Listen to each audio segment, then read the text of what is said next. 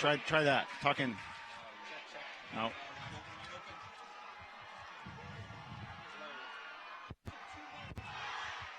As long as I can hear myself, that's no problem. Wait, I got to be able to hear you. Once you come on the air, I'll be able to. Once we come on the air, I'll probably be able to hear you. Yeah. There we go. That is correct. Great. Check 2. Perfect. Thank you.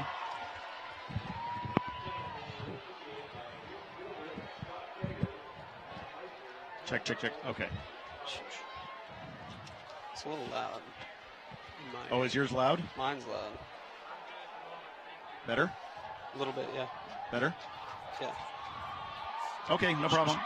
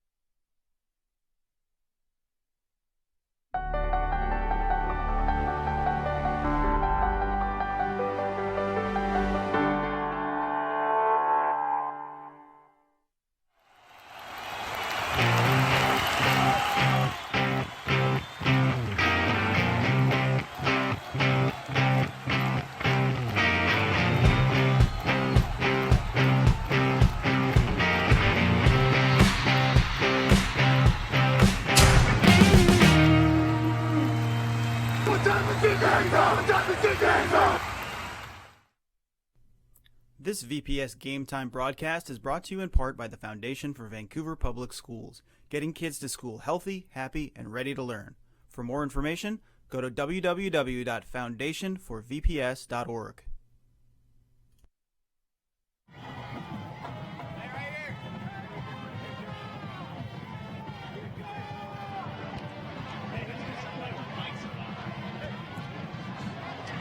Good evening and welcome to Boggs Field at Kiggins Bowl and Vancouver Public Schools broadcast of high school football, the Summit Storm against the Columbia River Chieftains. I am Tom Ward along with Blake Mitchell. We'll be here with you all evening as the Skyview Storm, now 2-2, coming off that big win over Mountain View last week, 56-31, taking on the 3-1 Chieftains, who last beat R.A. Long at 28-14. And head coach Christian Swain, we were talking to him earlier down on the field, Blake, and the quarterback, the sophomore, number 9 for the Chieftains, Jack Armstrong, emerged out of a 4-quarterback battle in training camp in the first couple weeks of the season now to grab hold of the job. Yep, impressive, Tom. I mean, sophomore, I can only imagine being on the field right now with this environment, And the vibe down here is just contagious. It brings you back. Yes, it's rivalry night here as the Chieftains and Storm square off here at Kiggins Bowl, and we are just about to kick it off. We're surprised with pleasant temperature this evening. A perfect night for football. A little bit overcast with some threatening clouds, though. Don't jinx us. Yes, that's right. And here is the kick. This is driven back to the 15-yard line. That is taken there at the 15 and cutting upfield and brought down just inside the 30-yard line for the Chieftains. Number 4, Nathaniel Trevino. He's got an integral part of this offense. And here we go. And here we go. So we'll get to see the Chieftains on offense first here at Kiggins Bowl, Columbia River. See what kind of offense they like to run tonight. And they come out in a shotgun with a back to the left. And Armstrong takes the snap, and then on a fly sweep, hands off to Trevino, who picks up about 5, and a flag comes in late. And the coach told us before the game, Christian Swain did, that Nathaniel Trevino will be heavily used tonight. Yep, he did. He noted that he will be an intricate part of this offense. Wait for the call here. Oh. And we had a face mask that will tack on 15 to the already 5-yard gain by Trevino on that play. So Skyview a couple of weeks ago, Blake, against O'Day was penalty ridden in the first half. Eventually they cleaned it up, but it dug them a hole in the second quarter, one they were never able to climb out of, and lost a 3-point game to the Irish. Not a good way to start the game, I will tell you that, Tom. You don't want to set the tone like that.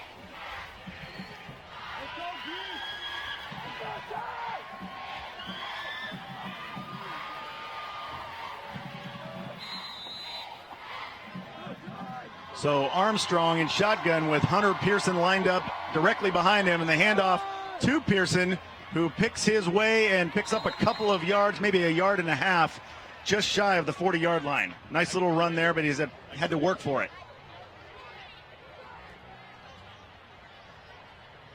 As a sophomore, I assume they will be handing the ball off quite often. We'll see, though. We will see. And Pearson now comes out of the game. Trevino back in at the running back spot. And Armstrong a little trouble getting the play in here. Opening minutes here at Kiggins Bowl. It is the Skyview Storm hosting the Columbia River Chieftains. And now up to the line come the Chieftains. And Armstrong now on a little read option. He's going to keep it roll out. Fires complete for a minimal gain. That was complete to Coben Jamison. A gain of about 2. That'll bring up 3rd and 7. Nice tackle by Joven. Not many missed tackles yet. Impressive on that. I haven't seen too many missed tackles. Jamison was wrapped up as soon as he caught the football. So 3rd and long here for Columbia River, working from right to left on the near side. And Armstrong now with Trevino, and handoff to Trevino. He is hit in the backfield, and he is dropped a gain of a yard, and that will bring up 4th down. Give half the tackle to his own man. He ran right into him. Certainly did. Came off the exchange and ran right into one of his own teammates. And so far we're seeing, Blake, that the Summits, the Skyview Storm, into the backfield of the Chieftains early and often. Impressive. Other than that, that early penalty, I mean, the defense looks solid thus far. So the punt is away. It's a short one. It's a short one. And this will be rolling dead at about the 35, 34-yard line. And that will bring up the Skyview Storm offense led by quarterback Brody Barnum. And Barnum is a tough customer. Barnum not afraid of contact. A couple of weeks ago it's against O'Day. Ran for the touchdown to pull them to within 5, and then ran for the 2-point conversion to make it a 3-point game in the final minutes. But they were unable to close the gap fully. and lost by 3 to O'Day. Of course, coming off a big week last week in a big win over Mountain View. And here's the snap and a pitch out to the far side, and stacked up, minimal gain there. That was Jeremiah Wright, who is back in the fold now. Jeremiah Wright coming off an earlier season suspension, back in the fold. Members of the coaching staff will tell you that Jeremiah Wright, probably one of the more talented, most talented athletes on the team. Out of the shotgun, it's Barnum, and the handoff goes to Hayden Frober. Good blocking up front. And he comes near side and is pushed out of bounds. And he will be close to and appears to have a first down just shy of the 45-yard line, and indeed it is. Tom, I noticed earlier in the night that Mr. Barnum's father is in the building. So, Bruce, the head coach at Portland State, here on the sidelines tonight, talking with folks and kind of making the rounds. Probably happy to get some time to see his son play football. Yep.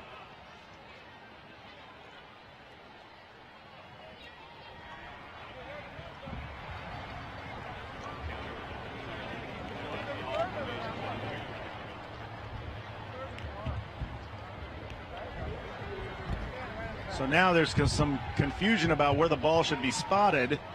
Officials have now backed this up. I was a little surprised when they marked it just shy of the 45. And now it looks like they're going to remark it, and this is going to be a short yardage situation for Skyview.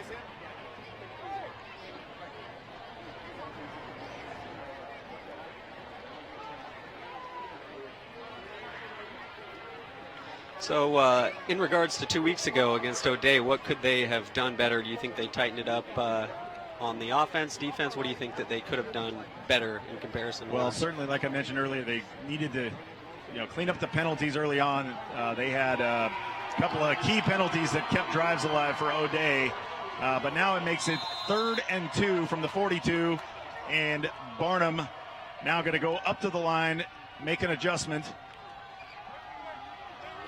Hayden Frober in there in the backfield with him with 3 wide on the far side. And the snap to Frober, fakes the handoff and slants. That is caught by Tavis Pinkney. And Pinkney appears to now have the first down. Nice little route there. That was executed perfectly.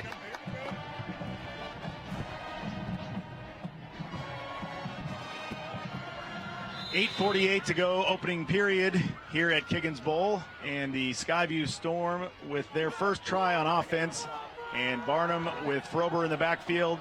Handoff and a fake handoff, and Barnum is going to keep this and goes up the sideline, and a gain of about 25 yards down near the 30-yard line. Wow. Yeah. Untouched, too. Untouched. No one even knew he had the ball. He is good at the ball fake and doesn't mind running the ball. And so on that one, certainly he outfoxed the defense as well as maybe got you a little bit, right, Blake? He did. Maybe my eyes are getting bad, but he definitely fooled me. So again, with 2 wide receivers right, 1 left, a handoff to Frober up the middle. And Frober's got positive yardage again, and Frober beginning to work in there. Yep.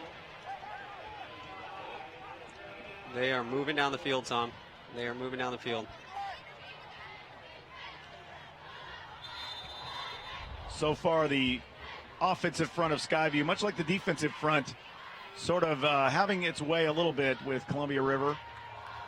And the snap to Barnum, and this time hands off again. Helmet comes off. Frober goes forward, looks to be close to another first down.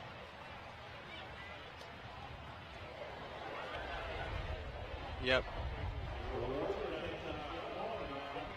Picked it up. And does get the first down. Once again, some tough yards inside for Hayden Frober, the running back. Worth noting that offensive line of Skyview doing a decent job up front. Yeah. And then just white balance. So 1st and 10 from the 21. Now getting into the red zone of Columbia River. And Barnum back to pass, looking near side. Now he's flushed out of the pocket. Going to roll left and go for a few more yards and looks to be close to another first down.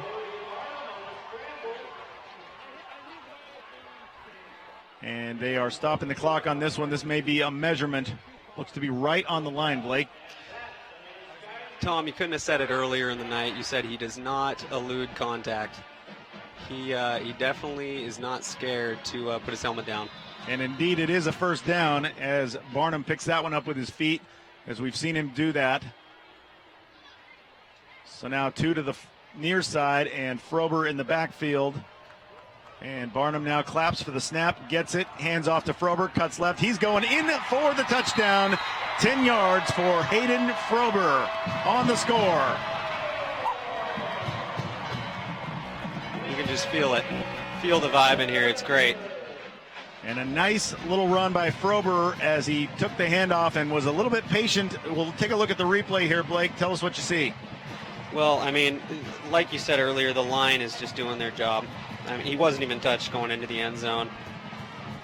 You got to give all the credit to the big guys up front. Yeah, Frober certainly capable of handling business in the backfield.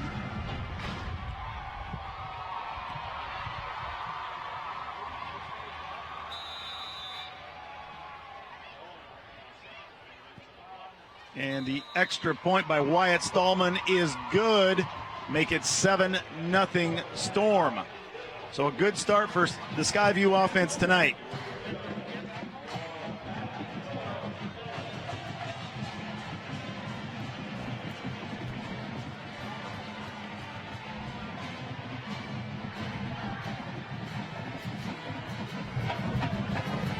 So Hayden Frober gets the Storm on the board, and now the Chieftains will be back on offense after a short stay on offense on their first possession. The offense led by that sophomore quarterback, Jack Armstrong. Hunter Pearson at running back and Dakota Mason at wide receiver, along with Nathaniel Trevino, who saw his share of touches on the first drive. I assume that Mr. Armstrong will be passing the rock this time, Tom. I can't see them just running the ball the entire game, especially with the way that this team's moving it. Well, certainly Skyview has been on the defensive side a little intrusive into the backfield of the offense of Columbia River. So we'll see how that plays out here.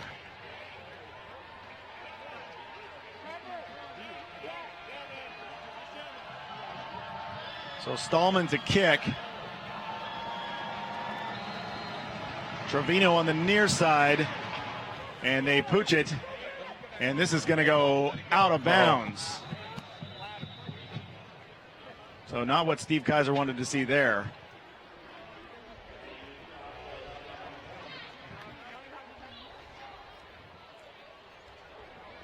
So Columbia River now down 7-0 will take over.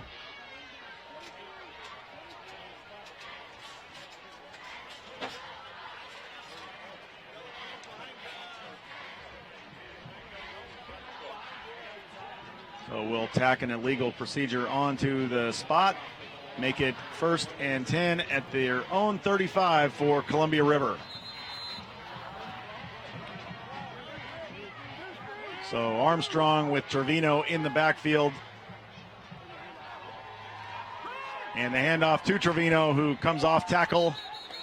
Pickup of 2, maybe 3 on the play. And once again, met by that stout Skyview defense.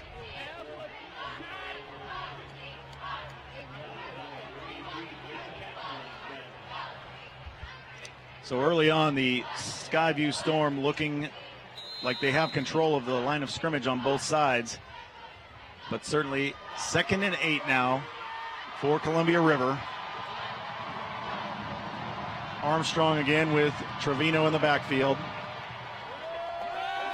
Kind of a speed look outside. He rolls to the far side. Now he's going to pull it down and reach for what is going to be amounting to a loss of about 1.5 yards and a sack out of bounds. He had nothing down the field. The safeties were over the top, nothing underneath. They had a great coverage scheme there. Yeah, that was certainly had the look of a coverage sack as you watch Armstrong sort of scan the field and try to read the defense. And a nice play by Tavis Pinkney on the sack, chasing him down. Yeah, the key there, everyone stayed home. Everyone did their job. Every man had their job and handled it. So 3rd and 11. Again, Armstrong now. Half roll to the left, now comes back right, and he is going to be closed in on and brought down. He is sacked by Skylar Martin. Skylar Martin, the 6'5 senior, 235 pounds, got in there, and he was one of several Skyview Storm defensive linemen who were in on that one. Nowhere to go. He had nowhere to go. There were guys left and right for Skyview that would have taken him down. So now Columbia River going the wrong way and punting on 4th and 18, and this gets a favorable Chieftains bounce and will roll dead about the 37-yard line of Skyview, and that's where the Storm will take over. Impressions so far? I mean, Skyview's handling it right now. Unless something turns around real quick and they can pass the rock on for Columbia River, I can see this getting out of hand real quick. Could be a long night for the Chieftains offense, but there is plenty of football left with 5:33 to go, first period. And Skyview feeling good here on rivalry night at Kiggins Bowl, where it's completely dark now. Clouds overhead, but still dry. So Barnum in the shotgun with Frober, trips right, and a handoff to Frober up the middle, and he picks up about 5 out across the 40, just shy of the 41-yard line. You know what, Tom? He made something out of nothing right there. He hit the spin stick and picked up an extra 2 yards. Working the Xbox controller with the Y and Z buttons, right? Hey, you know me.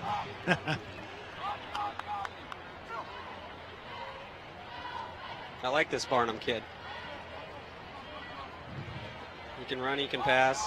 He doesn't look scared up there at all. So Barnum throws near side. That is complete. Caught and brought down. Jeremiah Wright with the catch. A gain of 1 on the play. That'll make it 3rd and about 6. Make it 5. So 4:34 to go. Opening period here at Kiggins Bowl. This is Skyview's second try on offense. And they lead at 7-0 on their first possession, score by Hayden Frober on a touchdown run. Barnum back to pass all kinds of time. Now he has to be flushed out. Fires as he rolls left and hits Frober, who came out of the backfield.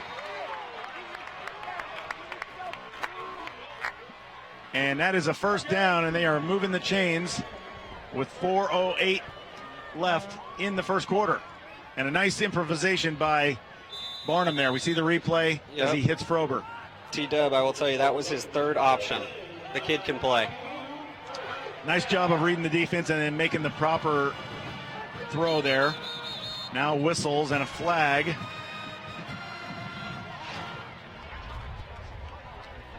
And an offsides against Columbia River.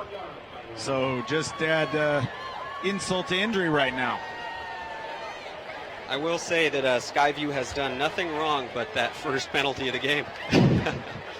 They have been playing football. The execution somewhat markedly tighter and more efficient than the game a couple of weeks ago we were here for. And Barnum now, and that's a movement on the line before the snap. This may be tit for tat right here. Oh. No, it's another offside. Oh, my gosh. Mark off another 5, and that should be a first down. And they are indeed moving the chains on the far side. I will say, when I played football, you're on the bench when something like that happens. You watch the ball. You watch the ball on defense. So 2 to the left, 1 to the right, and Frober in the backfield. Barnum looks right, then now is looking left and rolls left. Now he's going to be chased and scrambles out again. Fires back across the field. That is incomplete. And that one intended for Travis Yaiko, who is back out on the field after being a little bit nicked up earlier this season. Missed that O'Day game. And Travis, one of their better receivers, so they could have used him in that game against the Irish. Nonetheless, 2nd and 10 now from the 37-yard line for Skyview, now marching into Columbia River territory, courtesy of a couple of offsides penalties. 2 to the left and 1 to the right. The handoff to Frober. He goes up the middle. Frober breaks one tackle and then gets inside the 30-yard line where he is brought down. And Frober about a yard short of a first down.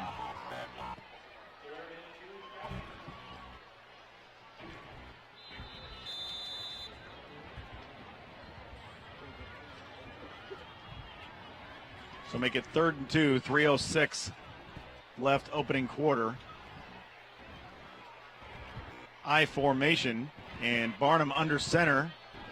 Play action, but hands it off to the running back up the middle.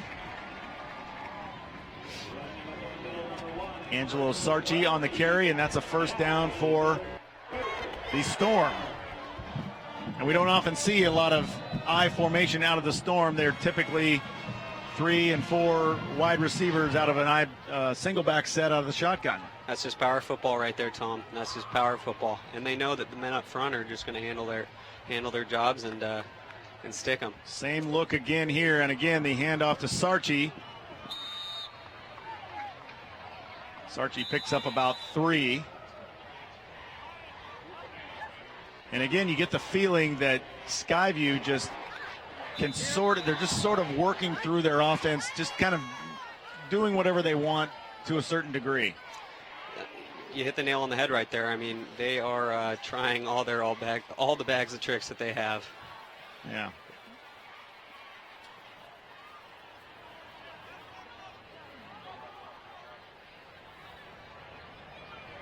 So Columbia River in that 3-4, having a little bit of trouble. The handoff to Sarchi. He cuts left and cuts back inside and brought down at about the 12-yard line. And another first down for Skyview. Sarchi, shifty little junior. 5'11", 185. I wish I was that big at that age. The kid has a promising career, I will tell you that. I mean, he's a shifty kid. And Devon Green now in at tailback with Barnum now back in the shotgun. So back to that traditional Skyview set. This handoff to Green, and he is met and brought down. Nathan Coons on the tackle. And still, though, for Skyview, a gain of about 5 yards. So even when things don't look good, they still pick up about 3 to 5 yards. Right there, Coons just made a play. He just made a play. He had 3 blockers in front of him, threw him off, and made the tackle. That is what they teach you, basics in Pop Warner. Hat off to Mr. Coons.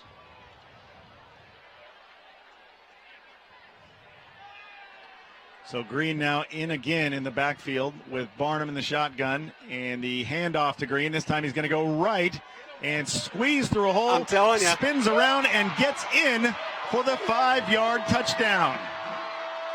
Making an 8-yard touchdown. 8 yards for Devon on the touchdown. Coons.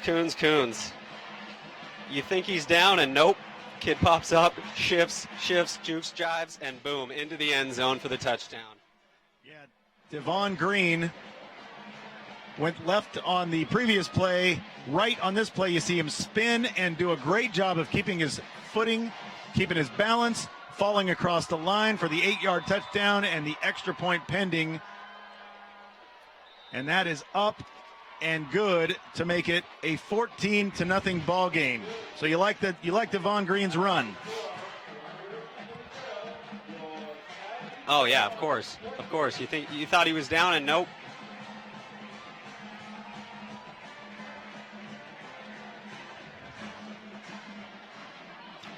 So far, Skyview working the ground game.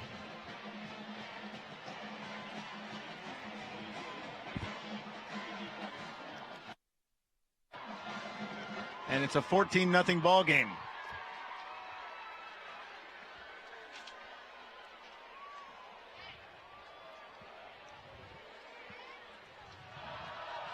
Yeah, my apologies. I was looking at Coons on Columbia River.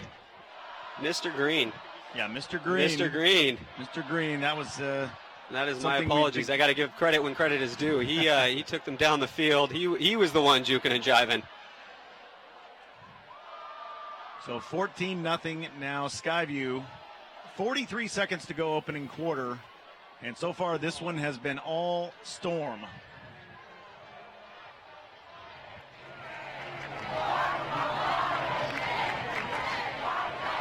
I'm just happy the Storm's on the field and not above us, Tom. That's right.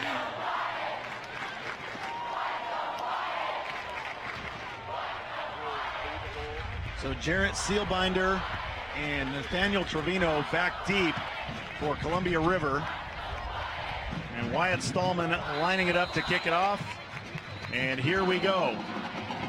Another pooch, squib, out of bounds. And I don't know if they clearly don't want to kick it to Trevino. But I'm not sure that kicking it out of bounds is in the plan. I'm not really following the move there to do another pooch kick. And then there's this. If Columbia River doesn't move the football, does it matter? Nope. I guess it doesn't. Their defense. Maybe they're testing their defense. Tom. So the Chieftains will take over again at their own 35. So great field position as they've had on all three possessions here. And they will go. And the snap, and Jack is flushed out of the pocket, rolls right, and he is met and brought down. Big time sack by Devon Whiteley. I will say his wide receivers didn't even give him a chance right there. They were downfield blocking, so he had no one to look for. Devon Whiteley on the sack. Nice job of running down the sophomore quarterback Armstrong. Make it 2nd and 18, loss of 8.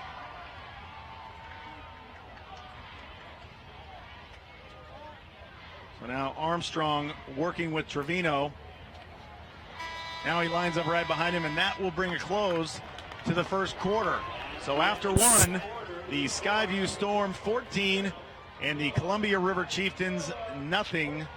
A 0-0 football game. We'll recap the scoring here as on the opening possession for Skyview, they marched down the field and Hayden Frober ran in a 10-yard touchdown to make it 7-0. After a Columbia River 3-and-out, Devon Green then worked his magic as they ran that out of the shotgun, and Devon Green ran left, he ran up the middle, and then eventually he ran right and scored on an 8-yard touchdown to make it 14-0, and that's where we find this game at the end of one. So right now, Columbia River most likely in the negative on total yards because they have just gotten backed up. They got a penalty that was their biggest gain of the night on a 15-yard face mask. I think you are 100% correct that they have to be in the negative at this point. I don't know what they can do to really dodge that defense because the wide receivers aren't helping him. He's running around in the backfield looking for people to throw the ball to. Someone needs to be a playmaker. And as a sophomore quarterback, you can only be back there and be a little nervous when 4 guys are coming at you. Well, a strength of that Skyview defense is Jaden Chapman and Skylar Martin on the ends there. They have locked it up tonight on the defensive side, and now Armstrong trying to figure out how he can get anything going. Rolls left out of the shotgun and again flushed and then brought down. And that's a sack by Cherius Duckett. And Duckett showing his speed. Oh, yeah. Oh yeah, Cheerius throwing him off and then making the tackle. A man among boys right there. I watched him all the way through too. Another loss of 8. Make it 13. Now 3rd and 23.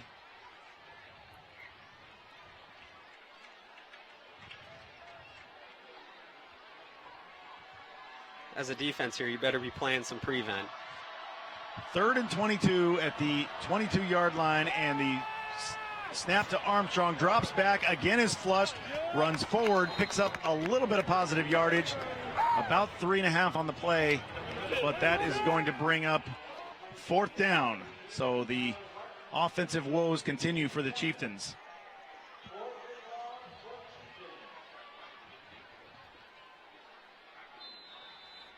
And the defense of Skyview right now doing the job of holding down the fort for sure. And the offense is going to get another crack here to put some more points on the board. And this punt is away. And it is caught, fielded at the 44-yard line by Tavis Pinkney. Pinkney is going to go. He has some room. One man to beat. He cuts back at the 7. He's in for the touchdown. I almost called that. I said you were going to give Tavis some room to run. He's going for it. 56 yards unofficially on the punt return by Tavis Pinkney, as he made a nice cut at the 7 and spin to get into the end zone.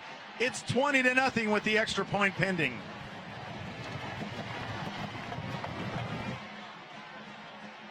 Kicked into high gear right here. 47. Can't catch him. Too quick. The shimmy, the shake. Nope. Not today, Junior. Not today.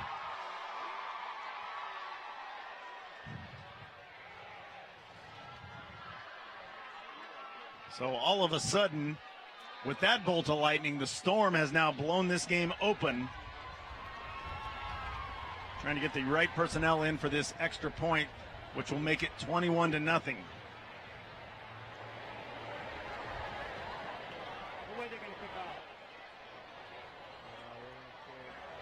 And that kick is a little wobbly, but makes it through to make it 21-0 Skyview. And Pinkney, we've known Pinkney is a playmaker, and he showed right there. Yeah, I mean, offense, defense, special teams, they are hitting on all cylinders right now, Mr. Ward. Not a whole lot they are doing wrong. Skyview coaching staff over there to congratulate Pinkney as the whole team sort of rallies around him. That's one of the more exciting plays, and we see again the replay and the breakaway speed. Can't teach speed. Can't teach speed, TW. And that was the punter, Kent Stricker, who had a shot at him and could not come up with him. It's a tough row to hoe right there, and a tough assignment to try to get a guy like Pinkney in the open field and cutting back. Hey, in high school as a punter, though, you play a couple positions, I hope, and I want him to make that tackle. You pick him up and drive him into the ground. You don't elude.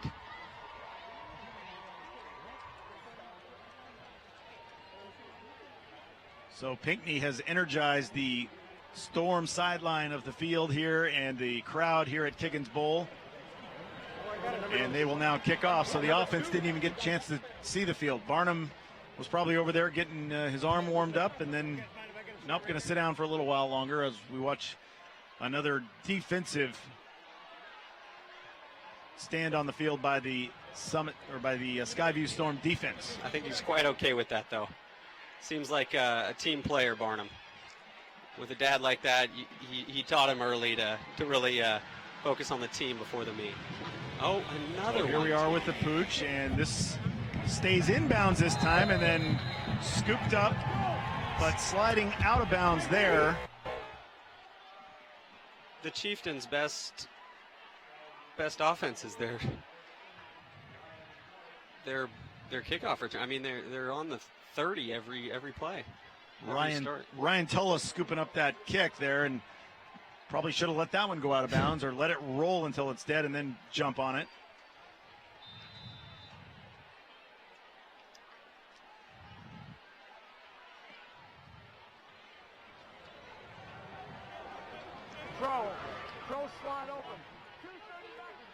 So now Armstrong takes the snap and hands off to Trevino.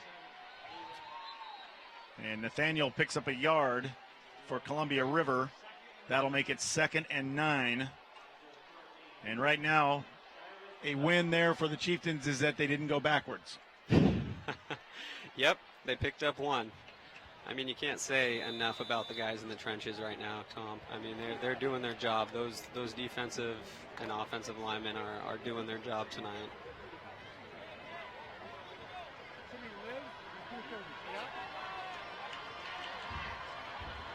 So Armstrong with 2 in the backfield. Again, play action on the fake of the handoff. He gets flushed out, and he is brought down again for yet another Storm sack. This time it was Jaden Chapman back in there. We mentioned he and Skylar Martin on that defensive line earlier. Talented duo there is wreaking havoc on the offensive backfield of the Chieftains. I mean, I'm giving credit to the defensive lineman, but he has nowhere to throw the ball either. Those cornerbacks are locking him down. So Armstrong in an empty backfield is flushed down. He's going to run, and he is tripped up and brought down. Noah Hellier on the trip up there and stops Armstrong at the original line of scrimmage, and that will bring up 4th down. Armstrong cannot catch a break. Should have tied his shoelaces a little tighter, because I think that was just a shoelace tackle away from him at least running up a little bit down the field.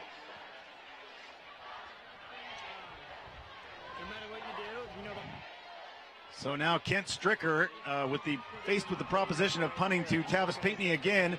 Pinckney comes up and fields it at the 46, and look out. Darn near breaks it again. Takes it inside the 40-yard line, and that's where the Storm will set up shop at the 36 of Columbia River, and I'm sure the entire Columbia River sideline holding their breath as Pinckney fielded that one again. Yeah, but now what? Barnum's coming to the field. So we'll see. We will see. From the frying pan into the fire.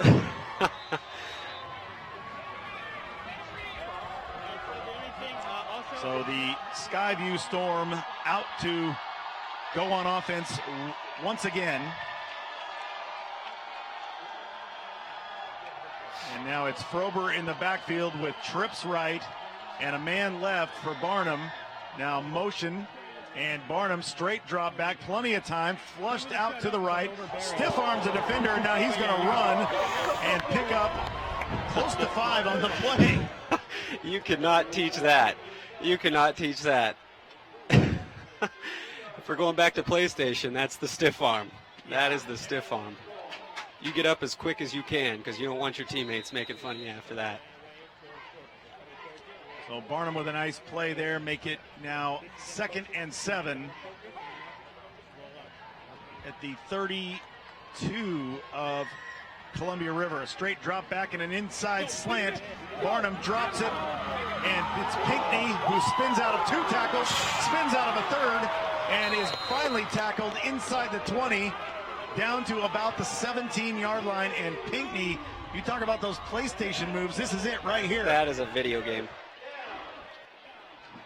So Pinckney, you see spinning and great balance and footwork, and able to just sort of juke out defenders and keep that catch and run, yards after catch, keep that alive. More than his game, I love his demeanor.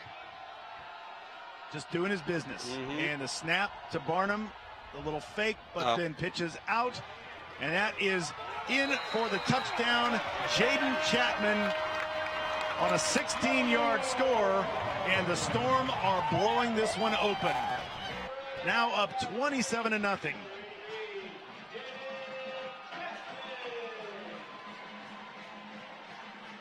Untouched. That's just a great play.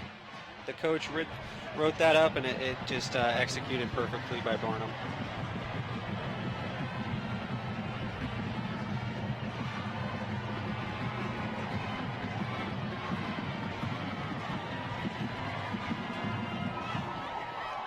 7:39 left before the half.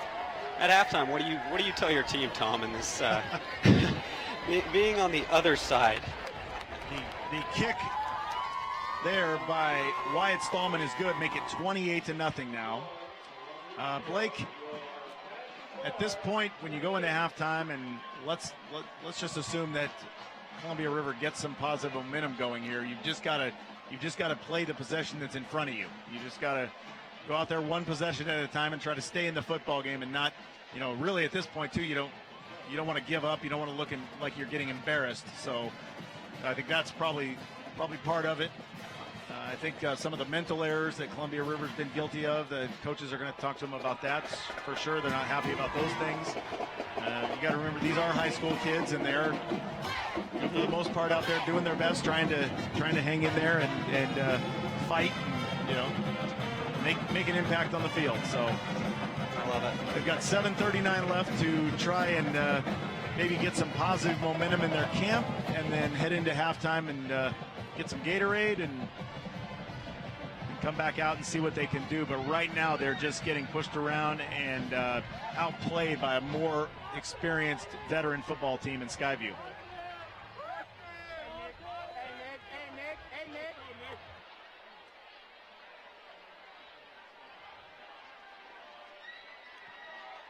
I assume they will not go with the pooch kick, but I have been wrong the last 2 times. So Trevino back deep, and they do pooch it again. This time it's down the middle and fair caught at the 25. So you were wrong yet again, Blake. They clearly don't want to kick it to Pinckney. I'm sorry, Trevino. Pinckney on the Skyview side is the speedster with plenty of speed to burn, and Trevino there on the Columbia River side fits that bill as well.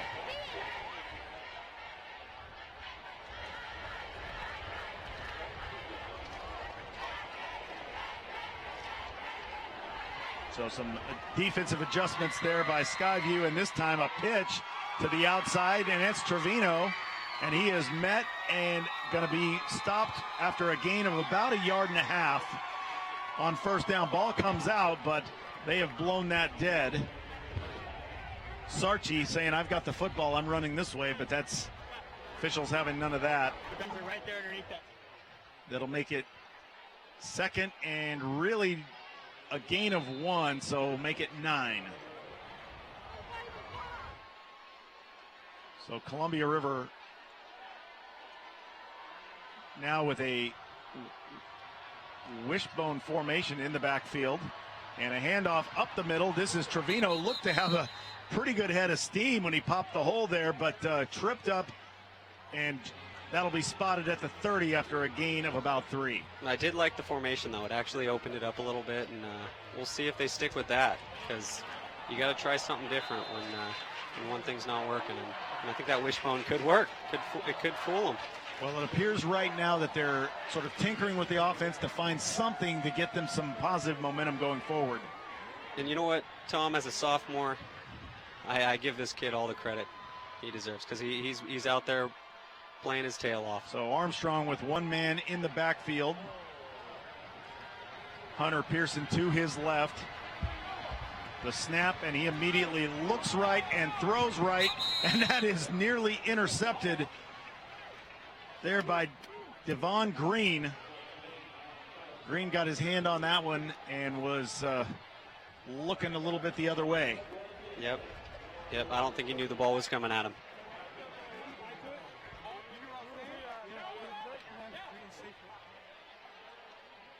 So Green in good position there. Again, you talked about staying home. The defense for Skyview has done that all night. So hey, we've seen this before. You think they kick at him or kick away from him? Same position. It's a dangerous proposition, and this time Stricker punts it right at the Columbia River sideline, and that ball goes out at around the 40. Make it the 38 of Skyview. I think it was a smart move right there. You do not want to kick the ball at the speedy punt returner right there. Just tempting fate by kicking it to Pinckney. You've already been burned once, and he almost got away on the second one. So 28-0 Skyview, as they've wasted no time taking control of this football game. Now just over 6 minutes left, second quarter, here at Boggs Field and Kiggins Bowl. And Brody Barnum and the offense for Skyview back out on the field. This time Barnum straight drop, plenty of time, steps forward, going to look to throw, but now runs, keeps it, goes into Columbia River territory, and is inside the 45 to the 44-yard line of Columbia River. And again, textbook Brody Barnum right there. Yep, when nothing's there, do it yourself. We saw that at the end of the O'Day game a couple of weeks ago, where he almost single-handedly brought the Storm back, falling short by 3.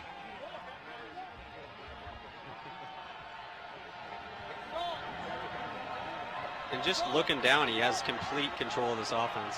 Yeah, he can make the adjustments now with Frober in the backfield. Another straight drop. Frober blocking.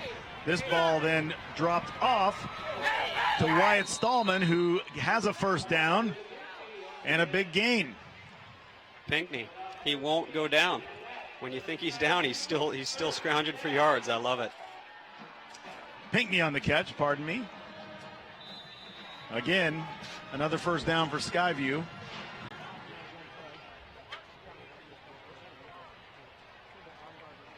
And Barnum taking his time here. No hurry now with 5:20 left, second quarter.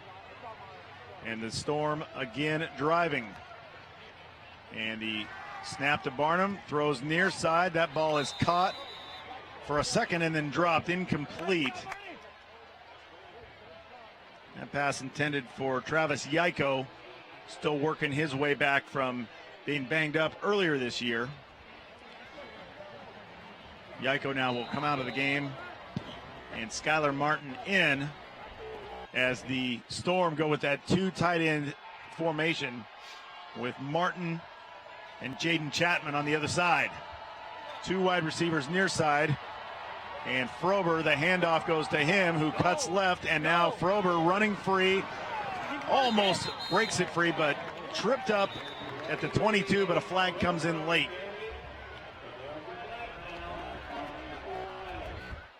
If I were to guess, I'd say a holding.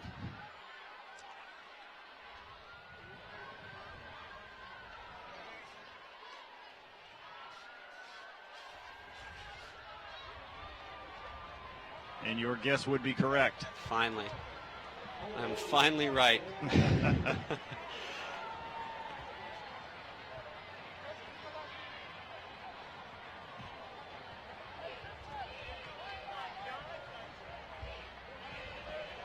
So mark off the penalty, and that'll make it.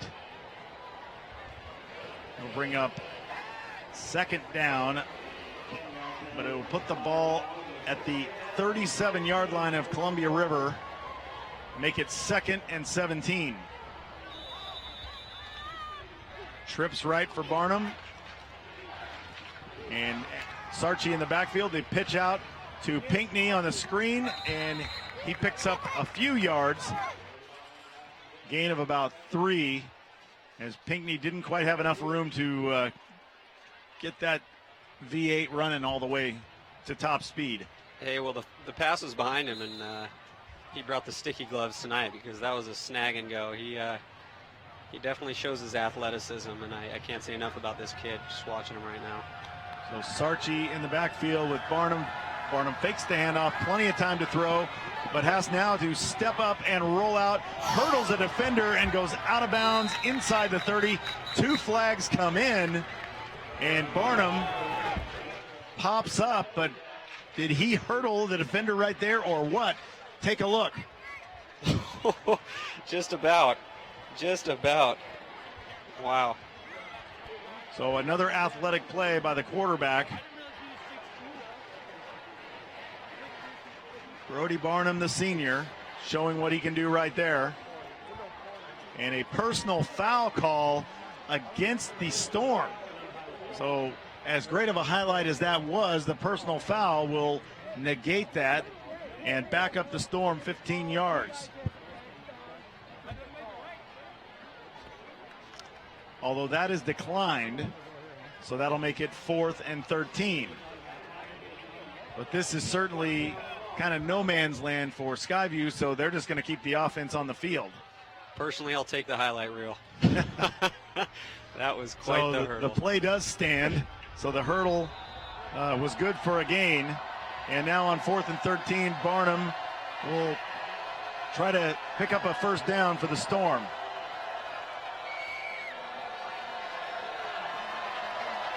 Looking to the sideline to make the adjustment. And a handoff fake to Sarchi, and Barnum keeps it. Now is flushed out. He's being chased, but he lobs it for the end zone, and that ball nearly intercepted but knocked down. And the Storm, for the first time tonight, come up empty on offense.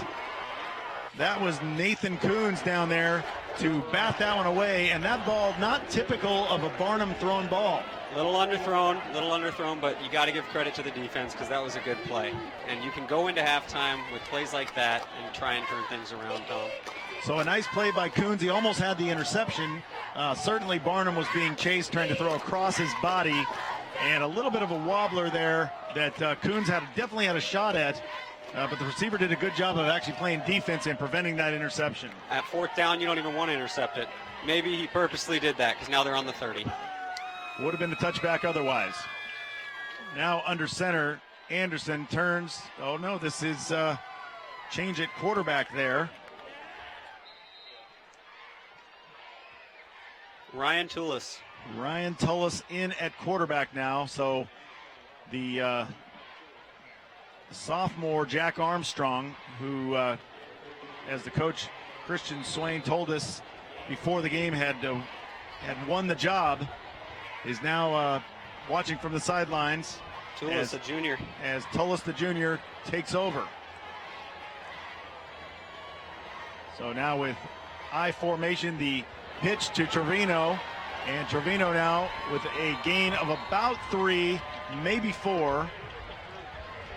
Out near the 37-yard line. That'll bring up 3rd and about 3. You make a play on defense, it sparks the offense. Sometimes it can do exactly that. 3 minutes almost now and counting down here in the second quarter. Columbia River showing some signs of life and have now turned to their backup quarterback, Ryan Tullis, here in the second quarter. And the handoff to Trevino up the middle, but he has nowhere to go, and he is stopped for a loss of 1. And again, that front 4 of Skyview, what can you say about these guys? I can't say enough. I mean, they've been doing their job all night long. They are sticking their man, and when they see the ball coming at them, they throw them to the left or right, and then they make the tackle. Skylar Martin and Jaden Chapman, along with Dominic Renfro up front there. And this is going to be a punt. And again, in the backfield, we have Tavis Pinckney waiting at the 35-yard line. And this ball is kicked to the near sideline. That bounces at the 40 and takes a Columbia River bounce inside the 25 of Skyview, and it'll roll dead there at the 24. So doing a decent job now of keeping the ball away from Pinckney on those punt returns, but it's still 28-0 Skyview.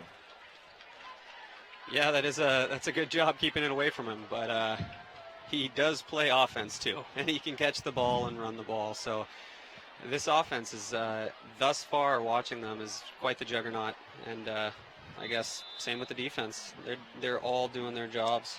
As a head coach, you can't be more proud of your team and your kids going into a locker room at halftime. They did put up 56 points on the board last week against Mountain View, and now the Skyview offense back at it here with Barnum taking the snap and handing it off. And up the middle goes Angelo Sarchi for a gain of about 5. Somebody calling that the ball was loose, but that was down. It'll make it 2nd and 5 for Skyview. So with Barnum in the shotgun, takes the snap, and pitches it out to the near side. That ball is caught by Jeremiah Wright. Wright has a first down, moved the chains, and Skyview running yet again. Mark it at the 39 of Skyview, and still in their own territory, but moving out with 1:30 to go and clock moving.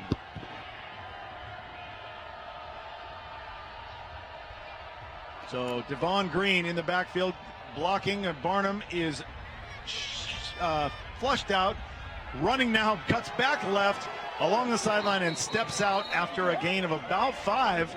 So again, Barnum doing it with his legs, making something out of nothing.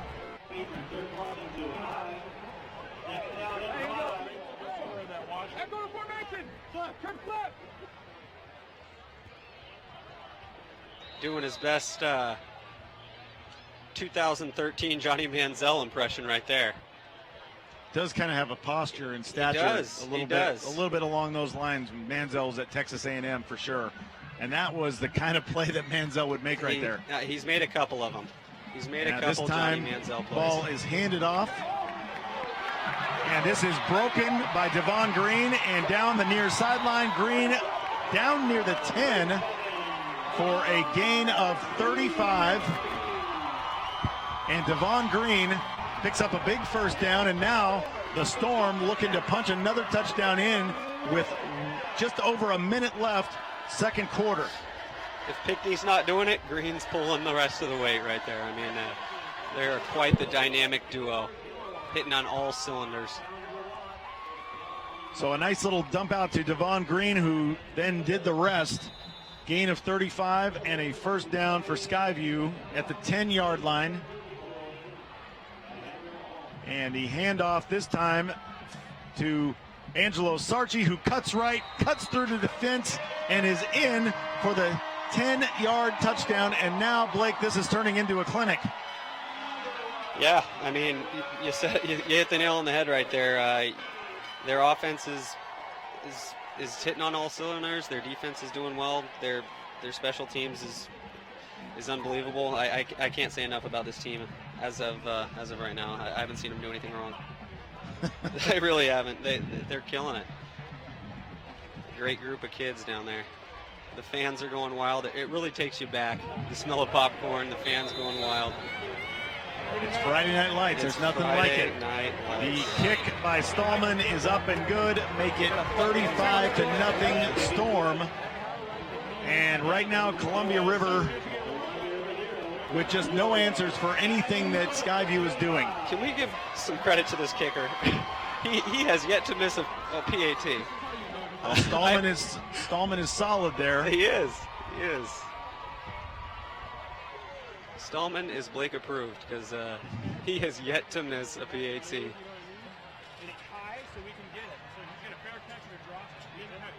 So this takes a little bit of the oomph out of the rivalry night for sure at halftime, but the Skyview fans, the student section down there, happy about the results on the scoreboard so far tonight. There's still a flurry of Columbia River fans. I'm impressed by them. That's a good fan group down there. They're still here to support their team. Yeah, Columbia River student section came out in force as well. But Skyview has them outnumbered just a little bit. There was a big game in the Pac-12 tonight too. Yeah. Washington, Stanford. I wanna get an update there. I haven't had time to check my phone, but I've yet to check it. I've been focused on this 35-0 Skyview game. Let's call it. We can call it a rout right now. I know it's a rout, Tom. Call it a rout right now. And the kick by Stallman. Now this is another pooch kick, which is then taken again by an up man. This time he's not going to down it. He's going to run it and returns it to. Goes out across the 42, 43-yard line. Caleb Haggard.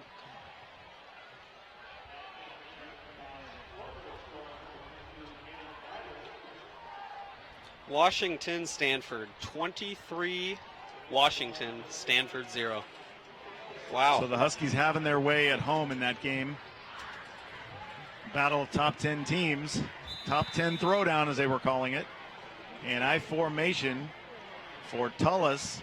Now in at quarterback again, this time handed off and bounced around in the backfield and brought down. And it was Hunter Pearson. He picks up a gain of about 5, make it 2nd and 5. It's just a good hard-nosed run right there. And reaching for yards right to the bitter end. I love it. A lot of coaches will say, don't reach that football out. You know, can get knocked away and you end up putting it on the ground. It shows his heart, though. He's not giving up. But Tullis again turns and hands off again to Pearson out of the I formation. This stopped for a gain of maybe 2.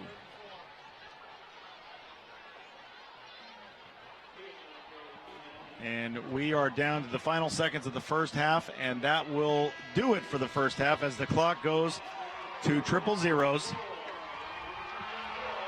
The score here at halftime, 35-0, Skyview in front of Columbia River.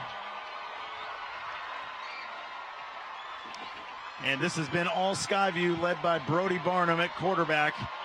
And the Storm got this scoring going early with a Hayden Frober 10-yard touchdown run, and it has been on ever since. And we are going to take a look at some of the highlights here of the first half. And this is Barnum picking up a first down. And then Barnum again on another run. As Brody not afraid to do it with his legs, and then the handoff to Frober over the left side. That's the 10-yard touchdown to make it 7-0 later. And we see another replay of the Frober. A little gain there, nicely done. And then this is Devon Green. The spin move and stretching out across the goal line to make it an 8-yard touchdown to make it 14-0. Of course, we've talked, Blake, about that defensive front. And then the play that broke this game open, the 56-yard punt return by Tavis Pinkney, and a spin move and out into the end zone for the score to make it 35-0. And then we're looking at the highlights here, and this is Pinkney again. The double spin and nearly broke this one, as we saw. And then, of course, the pitch, Jaden Chapman on the 16-yard touchdown reception in for the score to make it 28-0. And then the scoring for the Storm capped off in the first half by Angelo Sarchi, who cut right and got in for a 10-yard touchdown. And that leads us to halftime. It is Skyview 35 and the Columbia River Chieftains 0. We'll head to halftime now in our halftime show. Back in the studio with Nick, take it away. Hey Tom, thanks a lot. Hello and welcome to the VPS Game Time halftime show. I am Nick Voll. We're coming to you live from the VPS TV studio here in the Jim Parsley Center. We've got a lot of good stuff coming your way this halftime, including the Regional Teacher of the Year, who hails from right here in Vancouver. You'll see why she took home the hardware. Plus, did you know that Vancouver Public Schools is considering a bond measure for the February ballot? Learn more about how the possible bond measure would affect our local schools. And more than 1,000 people turned out at an event at Hudson's Bay High School. We'll find out what drew such a large crowd. We've also got our student reporter here with us tonight, Madison Ball. Madison, thanks for being here. Hi, Nick. So Madison, what school do you go to? VSA. Do you guys have a mascot at VSA? We do not. So you guys are just the struggling artists we've decided to call I you guess guys. we are. All right, we're going to check back in with Madison in just a sec. So thanks for being here, Madison. And last night at Skyview High School, a great game. We wanted to bring you some highlights from it. Skyview versus Camas in volleyball. It came down to the wire. We have some video that comes to us courtesy of our friends at the Columbian. Micah Rice shot this. Skyview was down 2-1 before winning Game 4 on this play. That ball goes long, out of bounds, and in that set, Skyview survived 4 match points. And then in the 5th and final set, this happened. The stuff at the net. Skyview holds on to win 16-14 over one of their biggest rivals, Camas. The 4A Greater St. Helens League volleyball bracket is going to be a tough one this year, so this is a huge win for the Storm. We wanted to give out a shout out to the ladies during the football game because they really deserve it with that big win. So congrats, guys. All right, let's go ahead and take a look at our social media posts for the night. VPS CTE says big rivalry game tonight against Skyview Science, Math, and Technology Magnet versus Columbia River's International Baccalaureate Program. Just kidding, it's football. Yeah, and there was a photo there that disappeared, but a good joke there. Both those programs at that school very strong. And Friday Lights says cranking it up at Higgins Bowl, Columbia River versus Skyview Storm. That's a great picture. Yeah, and that's Fox 12, local TV station Fox 12. They are covering the game tonight. It's one of their featured games, and they'll be having that at 10:30 on their broadcast tonight. So the highlights from this game will be there.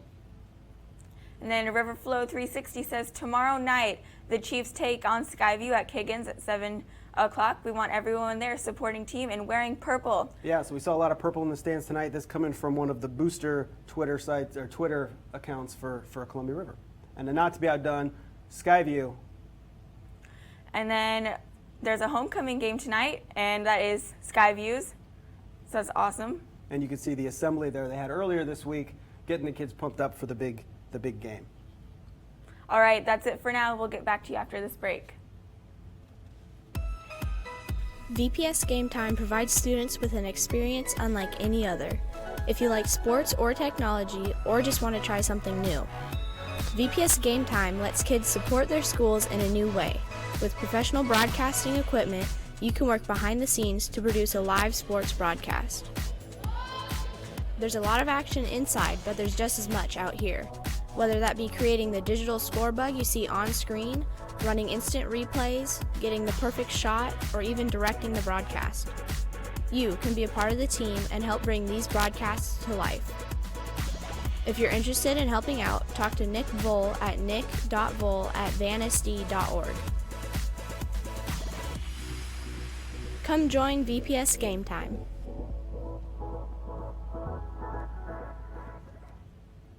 All right, it's turned now to the latest news from the school district's communications team, and joining me now to talk about an event is Tara Cox. Tara, thanks for coming out and joining us today. Yeah, you're welcome.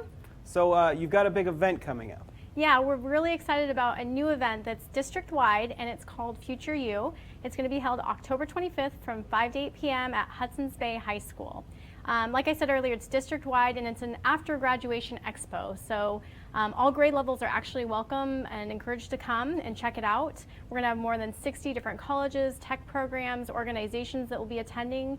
And there'll also be sessions to learn about how to apply for financial aid and how to apply for scholarships. And those start at 5:30 p.m. Okay, so if I'm a student, what am I going to get out of coming to this event? What's my evening going to look like? Well, it's a great opportunity to come and talk to maybe schools that you may be interested in or programs you may be interested in pursuing after graduation. Or if you don't have any idea, there's going to be 60 different groups of people there to talk to you, and hopefully you find something by exploring and discovering something that interests you at the fair. Okay, so then, if for anybody who went to college, maybe you think, oh, this is not necessary. Why would you need something like this? Why is an event like this helpful for kids? Yeah, definitely. With the different information sessions that are going to be happening, there'll be lots of information there on how to get money for college and exploring different options for how to apply for programs and all the steps necessary, because it's a little bit intimidating sometimes with all the things you have to do to get into different programs after school. Yeah, so like thinking about myself when I was in high school, I had no idea what I was doing. I just kind of lucked into college through the help of some adults. I think an event like this would actually have been really helpful for somebody like me. Yeah, exactly. So you didn't know right away where you were going to go, but you figured it out through several steps. So this kind of hopefully eliminates some of those and helps people get on that track right away. Did you have something like this when you were in school, Tara? I remember going to a couple of different events like this and just wandering around and exploring and learning about different schools and colleges and programs that were available. So I think it is really helpful. All right, well, cool. Tara, thanks for stopping by, and we will check in with you next time. Great, sounds great. All right, thanks.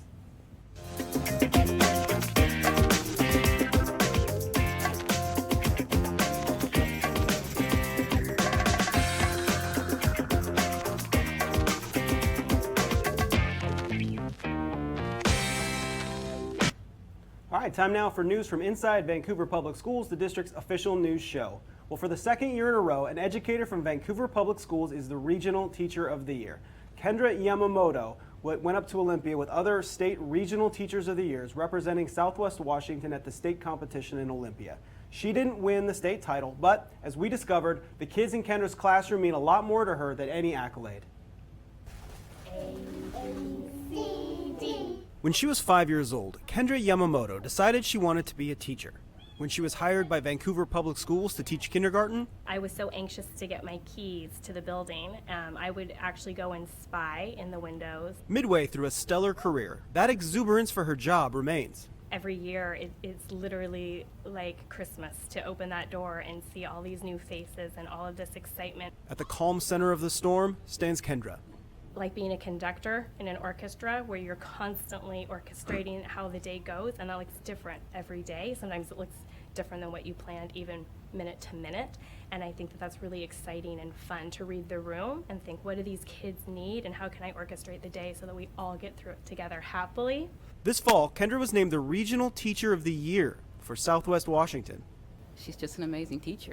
That's the consensus on Kendra, who is so dedicated to her craft, she not only teaches every day at King Elementary, but mentors 15 to 20 new educators a year. I'm able to exchange ideas that worked for me yesterday that they can implement into their classrooms. And I do the same with them, and I'll say, that was amazing. Can I have a copy of that? Or can I implement this activity into my class? So I think there's a lot of collaboration that I'm able to do with those new teachers. Her openness to ideas reflects her goal of lifelong learning, a principle she embodies in her teaching. Last spring, Kendra started an evening preschool program to prepare kids for success in school. She does such an amazing job reaching out to every family and meeting the needs of every student that comes in her classroom, regardless of their socioeconomic background, regardless of the exposure that they've had to early learning. We say, welcome to the school district, you're ours, and let's address any questions you have, any needs you might have. That's basically 3 jobs for one woman, who's also a mother with 3 children under the age of 10. Yeah, my life is, whether it's at home or school, it's filled with children, but that keeps me happy. All right, congratulations, Kendra. She is the 2nd straight regional winner from Vancouver Public Schools. Fort Vancouver's Bethany Rivard won the crown last year. Well, here's something you're going to want to know about. Vancouver Public Schools Board of Directors is considering a potential bond measure for the February ballot that would repair and replace schools all across the district. The reasons are many, but among them, several of the district schools are more than 50 years old and are showing signs of wear. That includes failing heating and cooling systems, roof leaks, and more.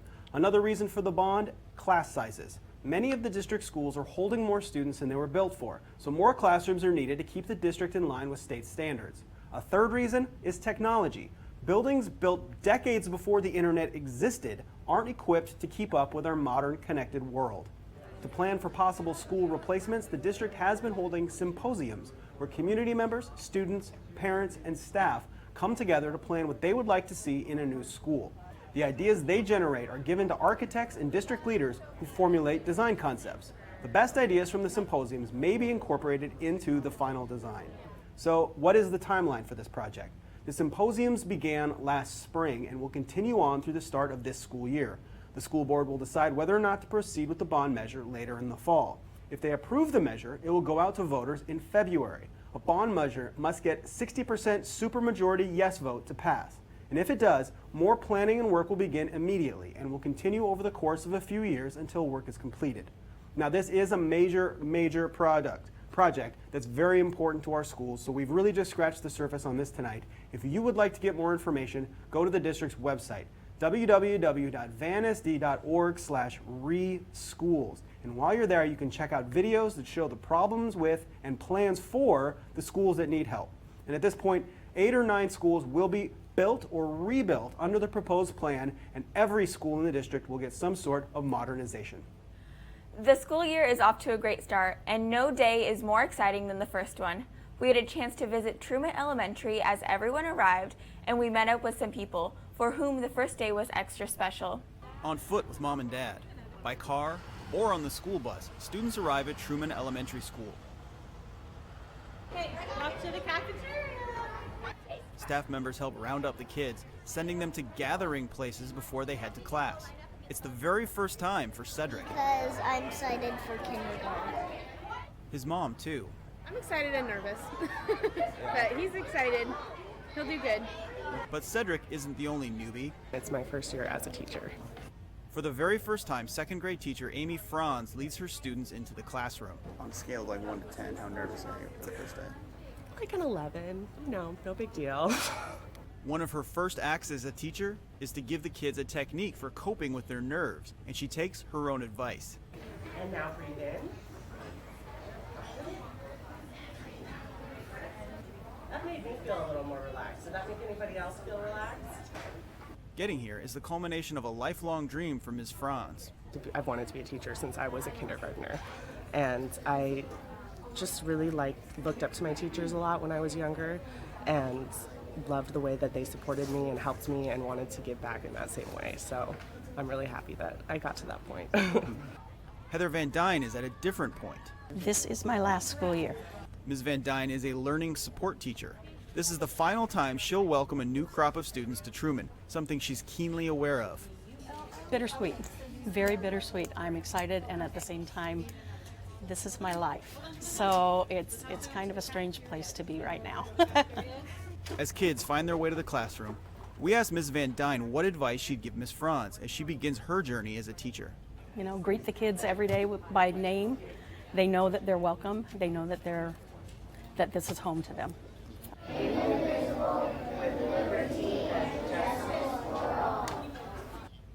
The start of the school year always brings a mix of emotions. Unfortunately, for many parents, one of those emotions is anxiety over money. To ease the stress for these parents, the district teamed up with dozens of community partners for a huge event at Hudson's Bay High School. As Tara Cox reports, the third annual Go Ready Readiness Festival was a huge hit with families. The line started early in the morning on a sweltering August day and wrapped around the gymnasium at Hudson's Bay High School. Despite temperatures nearing 100 degrees, families kept cool. So what was happening inside that was such a draw?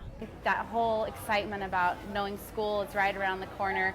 The third annual Go Ready Back to School Readiness Festival, put on by the Vancouver Public Schools, connects families with resources they need to get ready for the school year ahead. My twins are starting kindergarten this year, so I just wanted to find out all the resources available to them. We heard about it through her summer school program, and we thought it'd be a lot of fun. The event combined hands-on activities for the kids with practical information for moms and dads, thanks to dozens of booths in the Commons. They range from after-school programs. I found a lot of good information for them. To social services and more. New partners who come and they experience today's event get really excited about the impact they're having on students and their families, so they'll want to reconnect with the schools that are closest to their business. So it's really just a way to bridge and start to really inspire new partnerships. In the gym, families grabbed gently used clothes and shoes for back to school. Outside, the team from Beach's restaurant cooked up hot dogs. Medical professionals conducted free dental care and vision screenings. The dance studio transformed into a hair salon. I think having that fresh, brand new haircut is a way to really transform a student from their summer outdoor play into a classroom and being ready to learn. Although more than 1,000 people turned out, they went home happy. This is my first year, so I'm really excited. It's really nice. Very organized and very, very friendly. Well, it's been a busy and fun day here at Go Ready, and we've checked out all the great things inside. But now it's time to get some lunch. Inside Vancouver Public Schools, I'm Tara Cox. Well, the Go Ready event did not include school supplies, but the community stepped up to make sure those were covered too. The Right From the Start campaign, a joint effort between the Vancouver Public School District and the Foundation for Vancouver Public Schools, plus other local organizations, brought in nearly 5 tons of school supplies. Businesses collected pencils, paper, and more for more than a month. At a special event at Eisenhower Elementary School, volunteers delivered, then sorted the supplies. According to the foundation, the average supply list for a student costs more than $50 each. For some families, $50 is a real stretch, especially if you have multiple kids. So we're trying to ease some of the burden. Today, we're bringing in enough school supplies that my employees all collected, and should be enough school supplies for 100 kids. While we were there, Dutch Brother dropped off its donation, one of just several businesses that came by on that day to drop off what they had collected. In fact, dozens of other local businesses participated, including Columbia Credit Union, IQ Credit Union, Umpqua Bank, Boomerang Coffee House, and Comcast. Thanks to everyone who helped get Vancouver kids off to a good start. Our community's charitable spirit did not stop at school supplies. The annual Give More 24 event encouraged community members to donate to their local charities. As it turns out, the Foundation for Vancouver Public Schools is one of Vancouver's favorites. We caught up with the team from the foundation at the Vancouver Mall, where they were chatting with afternoon shoppers at the mall meet and greet. Was just one of the ways that the foundation reached out to community members, but it may have been the most fun. It's great to meet people in our community. You know, the Vancouver Mall is in our district, so a lot of our students come through here on a regular basis, so we're meeting their families. In just 24 hours, the foundation raised $27,995. It was the second most popular local charity event thanks to businesses and individual donors.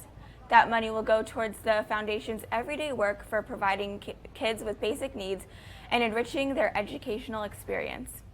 If you want more information on everything that's happening across the district, we've got you covered. Tune into Inside Vancouver Public Schools, the district's official news show.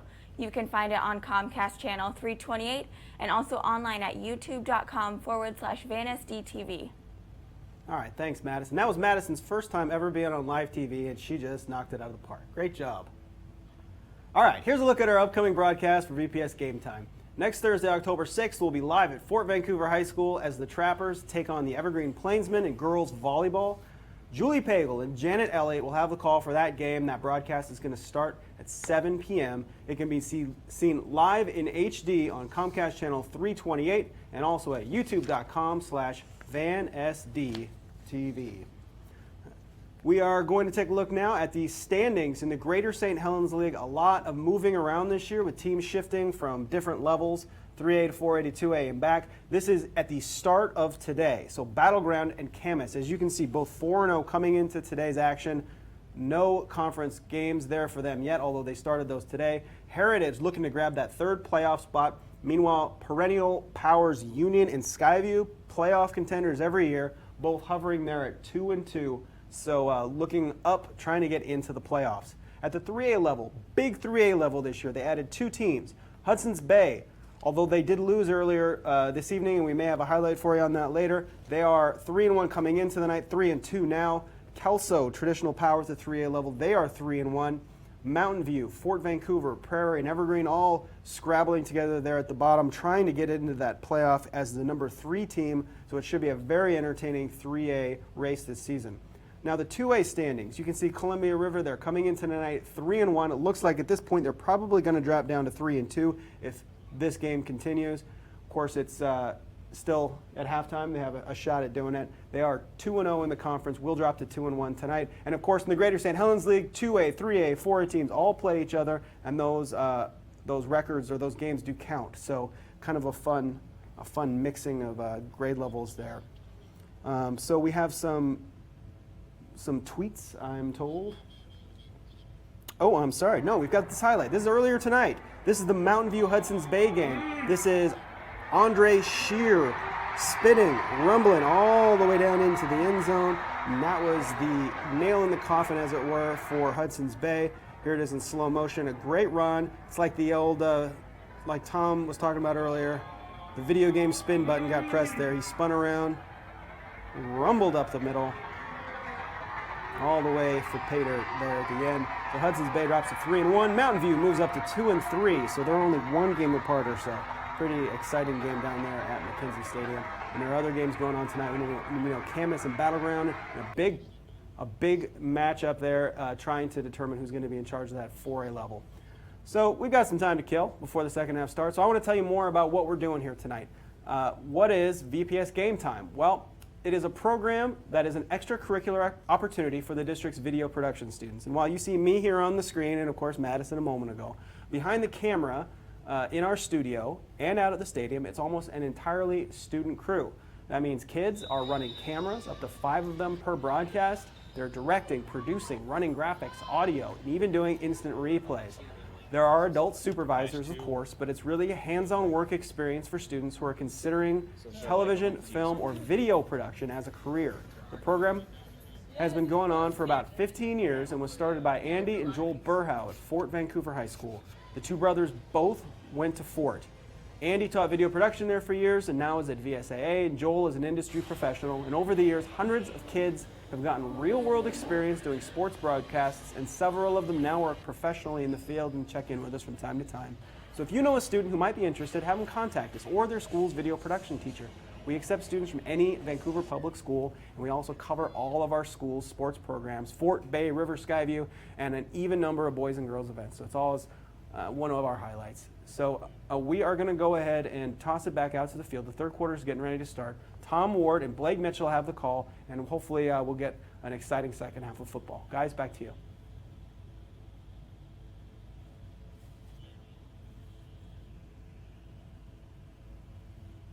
Welcome back to Boggs Field at Kiggins Bowl. Tom Ward along with Blake Mitchell here. It's halftime and about to begin the third quarter.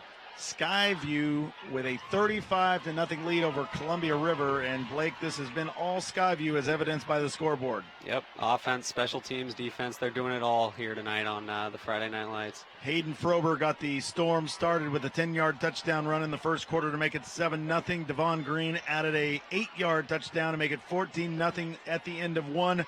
Tavis Pinkney broke the game open with a 56-yard punt return to make it 21-0 Storm. Brody Barnum with a 16-yard pass to Jaden Chapman later in the second made it 28-0, and Angelo Sarchi capped off the first half scoring for the Storm with a 10-yard touchdown, and that's where we stand, 35-0 Skyview, and about to get things going here in the second half with the kickoff. Do want to mention the homecoming queen here tonight, as homecoming festivities were held at halftime. It was Megan Mateo who is going to take home the crown, and the kickoff bounced off one of the up men there for Skyview. That was Devin Whitley, who had it bounce off his knees and then fell on it. So the Skyview Storm, as if they needed any more good fortune, already up 35-0, will take over at their own 45-yard line with great field position. Just a heads-up play.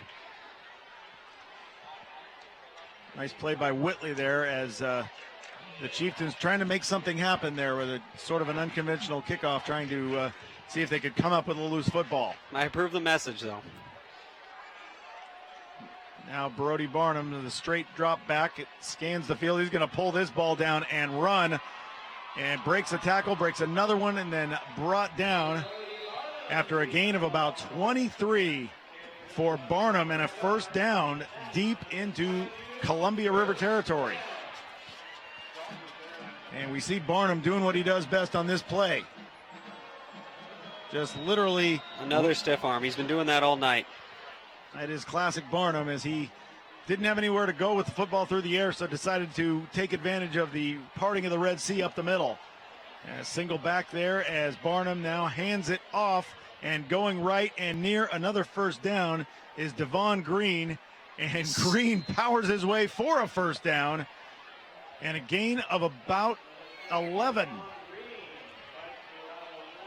So Devon Green again coming in spot duty in the backfield as he now leaves, and on comes Angelo Sarchi. Looks like he lost a shoe there. Yeah, Sarchi and Green both with touchdowns in the first half in this one. The equipment malfunction now will lead to Sarchi now in the backfield with Barnum. One receiver on each side, and Barnum with the handoff to Sarchi, and a little bit of miscommunication there on the mesh point. And that ball on the ground looked like Barnum got back on it. So that'll bring up second down for Skyview. The ball just keeps bouncing their way. They can't catch a break over there at Columbia River.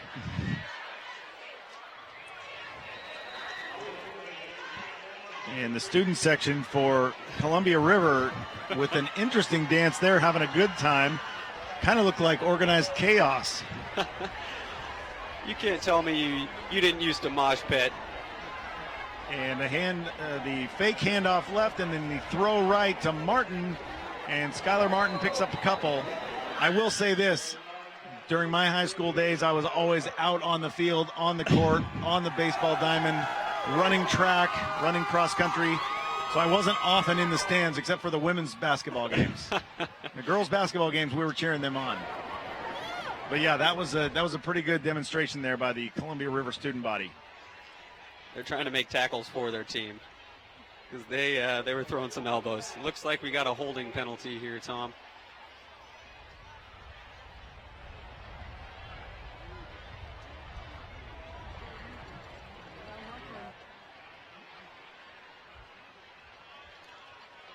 So that is going to back Skyview up, and that is one of the few miscues we've seen from the Skyview offense tonight.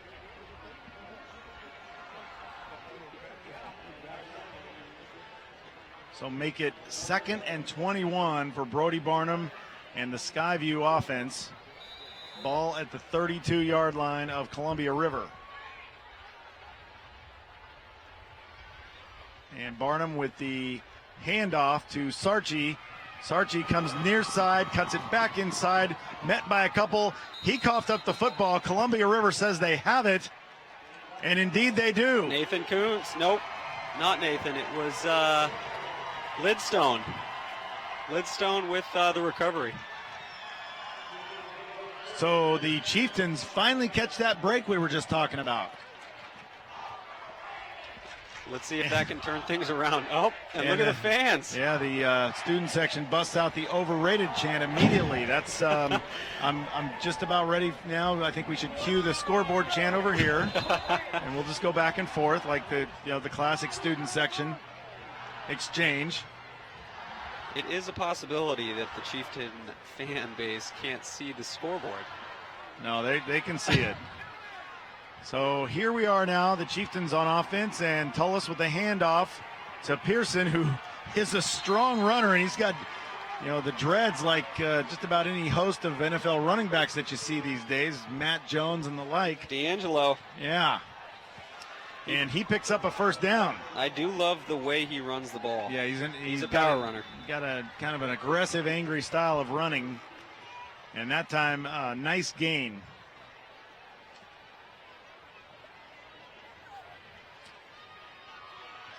So Tullis now with split backs in the shotgun, and this is a handoff and a broken tackle in the backfield, but then brought down. Mr. Jarrett Sealbinder.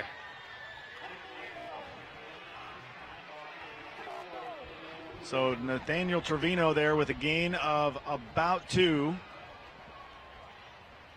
Make it 2nd and 8.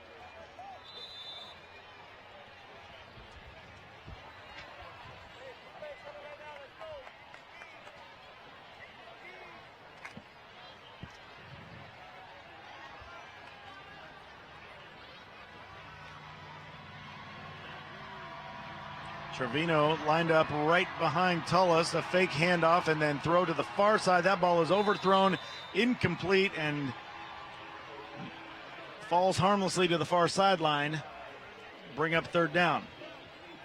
A yard to the left, and that would have been, right behind the line of scrimmage. Yeah, watching the official on that play very intently signaled that was an incomplete pass. The ball did travel forward.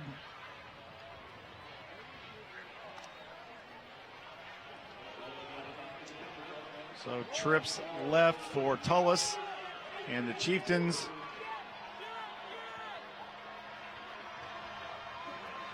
And the roll left by Tullis. Now he's going to keep it and try to do it himself, and goes out of bounds just about a yard past the original line of scrimmage. A gain of 1. So make it 4th and 8.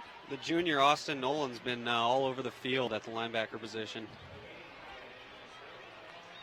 Chasing him down on that play.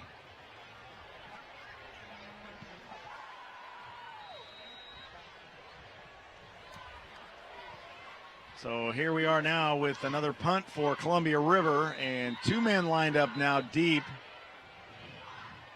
Pinckney along with Green, so they're going to make the job for the Columbia River punter, Kent Stricker, a little more difficult. They're trying to kick it away from Pinckney when he's lined up back there by himself, but they're going to make things a little more difficult for him here. If I'm the coaches for Skyview, I think it's a win-win. You kick it to the left, you get Pinckney. You kick it to the right, you get Green. So I think that this punt right here could be taken back. We'll see. The potential always exists for sure. Anytime one of those two guys gets their hand on the football in the open field, that they could take it to the house.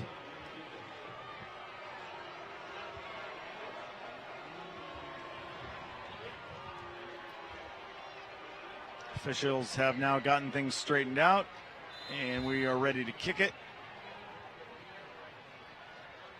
And this one is away, and this one kicked to the far side and near the sideline, which Pinckney lets it roll, and it takes a good Columbia River bounce, continues to roll down near the 26-yard line, and that's where they will blow it dead with 8:37 to go, second quarter. One thing to note here, Blake, it is right now 35-0. Skyview Storm. I believe the Washington High School Football Association, the rules are at a 40-0 deficit, or a deficit of 40, then we go to a running clock. So that's something to keep an eye on here. Should Skyview put a touchdown on the board here on this possession? That's good to note.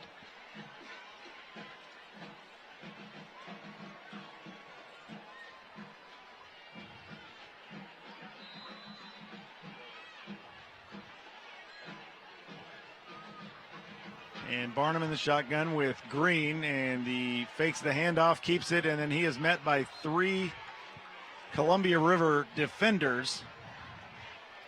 And that was the defensive end, Bo Braden, in on the sack for that one. But again, one of the few plays that didn't result in a marked positive gain. This is a play for no gain for Skyview, make it 2nd and 10. I do like the energy of the Chieftains coming out of halftime, though. It seems like they're playing a little more aggressive, chip on their shoulder. And this time a handoff to Green, up the middle, spins right, cuts back left, now into some open field, and then brought down Nathaniel Trevino just across the 40-yard line. And Trevino with a nice tackle there.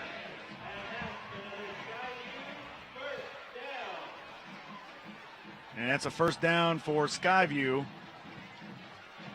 And Trevino has been one of the more active guys out on the field for Columbia River tonight. Now Barnum with Green in the backfield, drops back and then pitches it to Green, who picks up a gain of about a yard.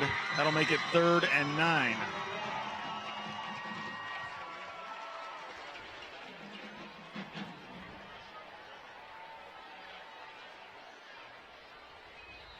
And we've got a man down on the field.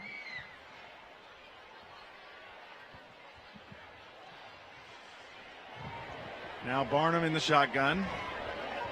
Pitches right. That is Pinckney trying to cut it outside. Picks up a gain of about 9. And Pinckney, again, you always get the feeling he's one step away from breaking it and taking it to the house. He does have that next level speed. You leave him in the open field, the end zone is always in his grasp. So 3rd and 3 for Barnum and the Skyview offense. Content to take their time now with just over 7 minutes left. 3rd quarter here at Kiggins Bowl in Boggs Field. 35-0. Handoff goes to Green. Green with a big hole, brought down from behind after a gain of about 10. Lidstone on the tackle, number 2. Nahiku Linston.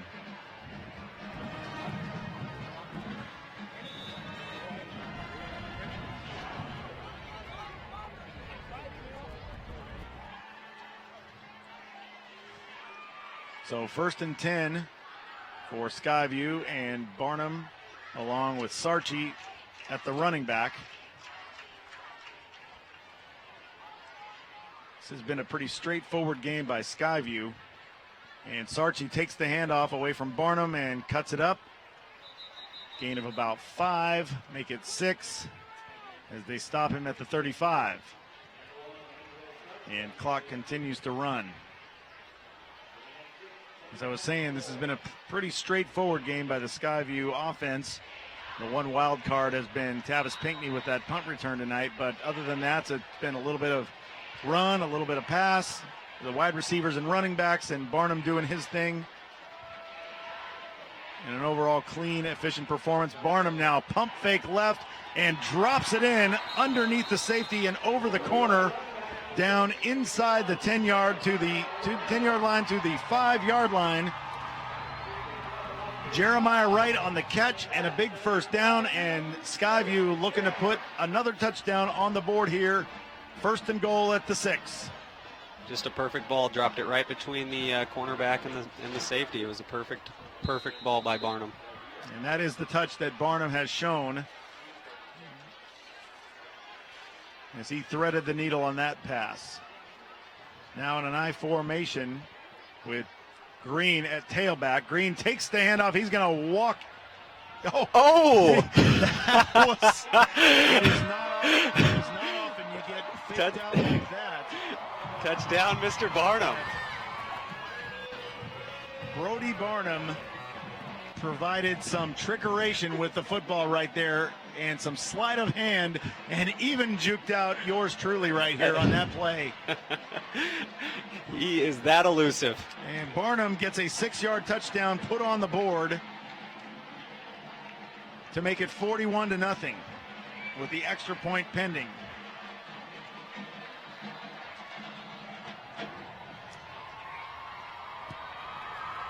And that kick by Stallman is good to make it 42-0. And look at this here. That's we see Barnum. We don't see the handoff there, but we definitely see how easy he made it look, because the fake was so well done, it left him wide open out in the flat. That's just how you write it up right there. Brody Barnum. And now the clock is going to be ongoing, correct, Tom?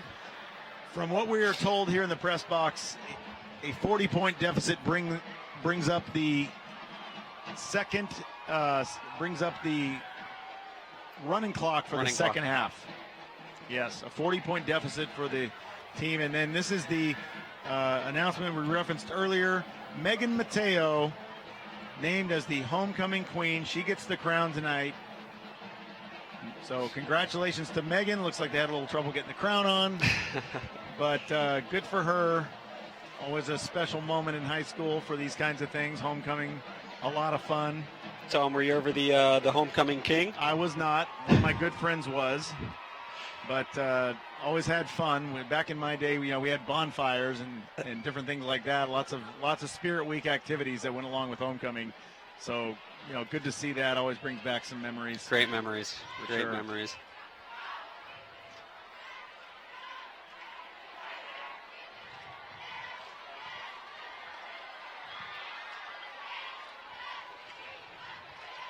So we'll keep an eye on that clock now to see if that is indeed the case, that that clock, once it starts after this kick, will then run for the remainder of the game.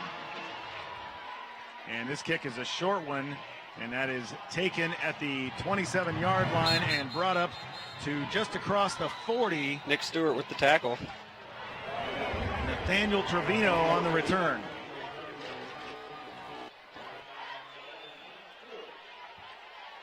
So we do now see that the clock running at 5:38. So we, in essence, have about 17 minutes of football left in real time, plus another minute and a half for the quarter. So this one will move along now tonight as the Storm up 42-0.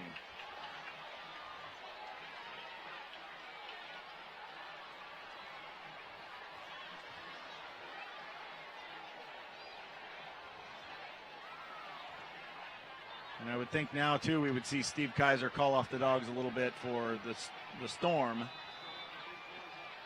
And maybe we'll see some of the younger guys for Columbia River. Others looking to work on things. And indeed, new quarterback here for Columbia River. That's Anthony Jenkins, a 175-pound, 5'10" junior. Split backfield, and that handoff goes to Pearson. And Hunter has a gain of about 2. Austin Nolan on the tackle. He has been all over the field tonight.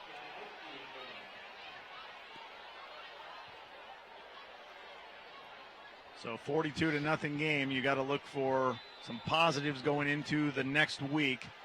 For Columbia River, they will play at home versus Woodland. And then next week for Skyview, always a big game at Camas.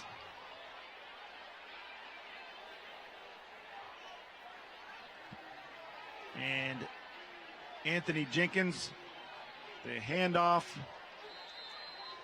And that is met by the stout and dominant tonight Skyview defense. Loss of 2. I wish I could say who made the tackle there, but there was a slew of defenders on his back.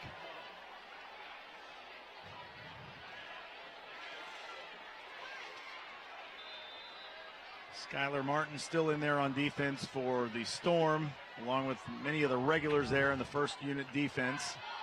You got to think that's just a matter of time before they start giving those guys some rest on a homecoming night. Sit back and enjoy a big win.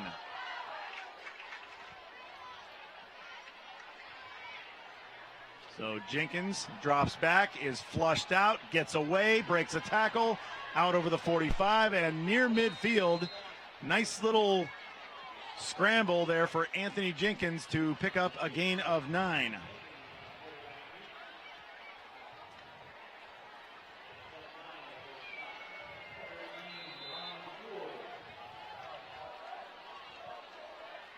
.247 now and counting, and this is a clock stoppage here.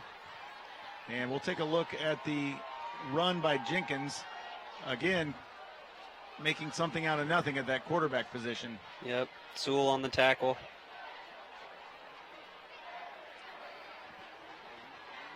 You get that opportunity, you got to take advantage. So Columbia River now with a full house backfield. And Jenkins going to turn and hand it off, and up the middle goes Coben Jameson. He has a first down, and correct me if I'm wrong, but this might be the first time Columbia River's been in Skyview territory tonight. You are not wrong on that, Mr. Tom Ward. That is the first time they have gotten into Skyview territory. I believe they were close early in the game when they got the 15-yard face mask penalty that moved them up 15 yards, but I don't believe they cracked into Skyview territory, and now here they are, 1st and 10 at the 46, and again, that full house backfield. And handoff goes up the middle, Nathaniel Trevino, and Trevino with a gain of 3. So now just a matter of time here tonight on homecoming night for Skyview. They have this one in the bag with a running clock and a 42-0 lead.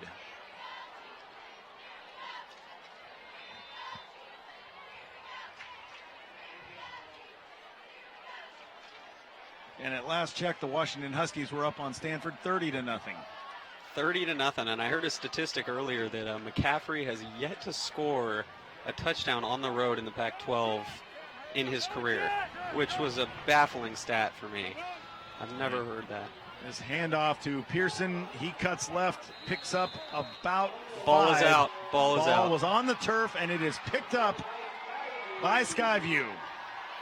So just when you thought Columbia River had something going, the fickle finger of fate points at Hunter Pearson, the running back, who coughs it up. So Skyview will take over at their own 38-yard line, and we are closing in on the end of the third quarter now with that running clock and a 42-0 lead. So they'll be content to let this run, and we will go to the fourth quarter with that score.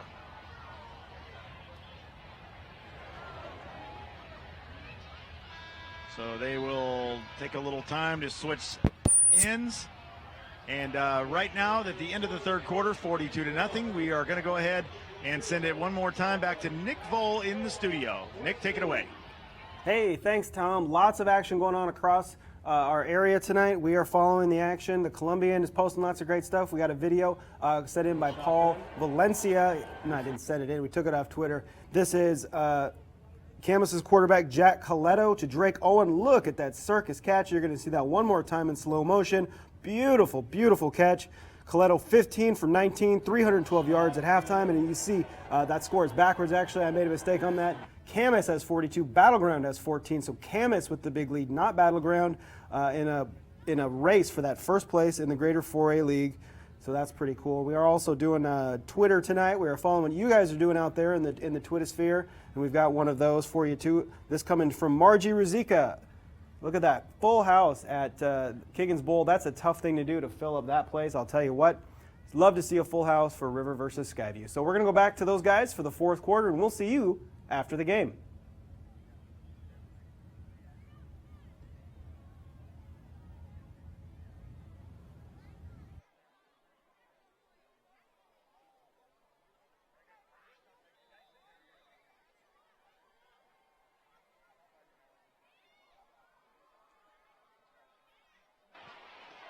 All right, back to action, and this is Barnum with a long throw. That is complete and caught at the 10-yard line and in for the touchdown. In for the touchdown goes Jeremiah Wright. First play of the fourth quarter. There's a flag on the field, but I can almost bet that is going to be pass interference on the defense there, as Wright had to fight off the defender and hauled it in. Oh, and it's off. They call it on offense. Okay. It was something of that variety for sure. So that play is going to be waved off, and we're going to take this one back. But we'll take a look at this here, and you see Barnum on the first play of the fourth quarter fire downfield. And I don't believe we're going to see the offensive pass interference, but nonetheless, it occurred according to the official. Wright was able to pull it in and go in for the touchdown. Would have been a 61-yard score, but it winds up as an offensive pass interference penalty, and that will back up Skyview. But nonetheless, we are down to the final 11 minutes and 8 seconds of football action here tonight. You can set your stopwatch. You can start a countdown timer. You can watch the score clock on your screen. 11 minutes of football is what we've got left, and no more. Yeah. Because we are in a running clock situation now. Barnum takes the handoff, hands off to Devin Green, and Green goes out over the 30-yard line to the 32, a gain of about 7, but that's still going to leave them with a penalty that's going to negate that. And nonetheless, the clock continues to run. Yep, we're at about 10:20 left. Maybe they're doing this on purpose, Tom. They're testing themselves. That's my point. It doesn't matter what anybody does right now. The clock will continue to run. You know, we're sitting here with the 42-0 deficit, and in the second half in Washington high school football, that dictates running clock. So the Storm now, we're going to have to get out the calculator to mark this one off. This is first and forever. So make it first and about 33. That's what the official number is. First and 33 for Skyview. Maybe a little hook and ladder. Yeah, they can really go into the bag of tricks here. And the handoff goes to Green to the near side, and Green is out across the 20. The tackle by Lidstone, Nahola Lidstone. The 5'8", strong safety, senior. Did a nice job of wrapping up Devon Green right there. As we know, Green can be dangerous. We've seen it tonight.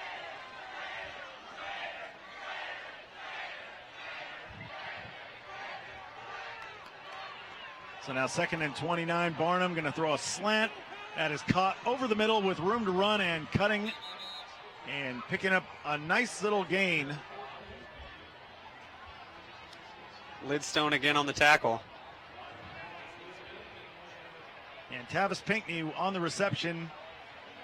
leaving the Storm with a 3rd and about 5 situation in their own territory at their own 34-yard line.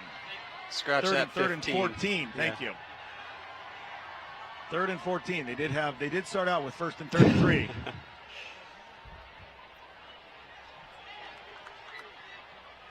So Barnum fakes the handoff, throws over the middle. That is caught and good for a first down into Columbia River territory. And that is Wyatt Stallman with the catch. And a big first down, and now just like that, they're out of a 1st and 33 hole. Like I said, they were testing themselves. That was a perfect ball by Barnum, like he's been tossing it all night.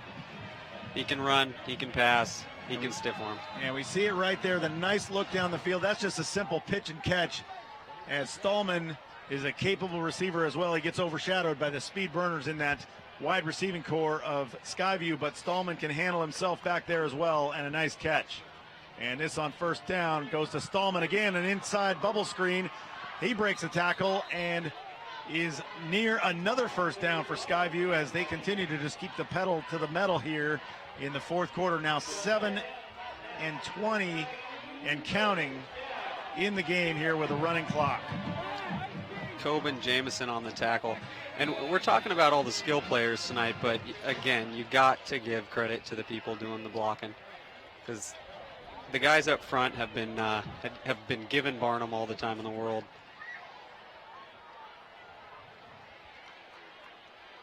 And Barnum with the snap gets the handoff to Green. He's going to cut outside. He's got lots of room.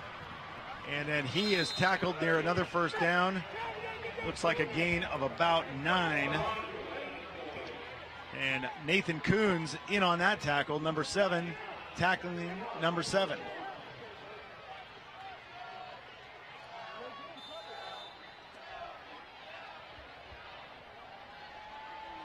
So 2nd and 1 make it, as Green was just short of the first down.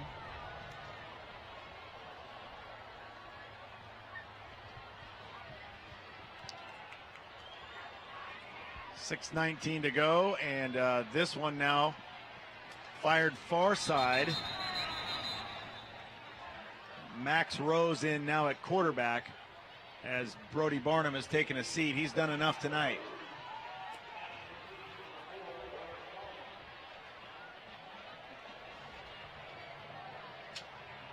We see the simple screen out in the flat from Rose to Stallman.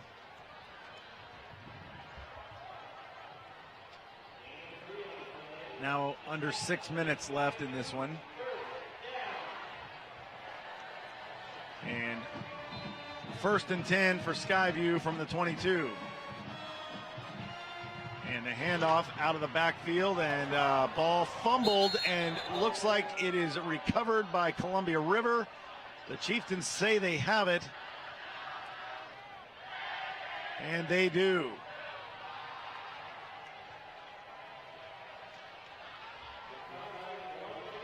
So we'll take a look at the replay here.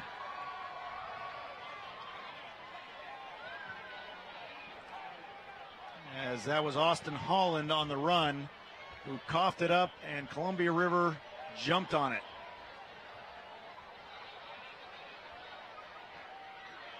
So the Chieftains will get what will likely be their last crack at offense tonight. And we have a stoppage in play.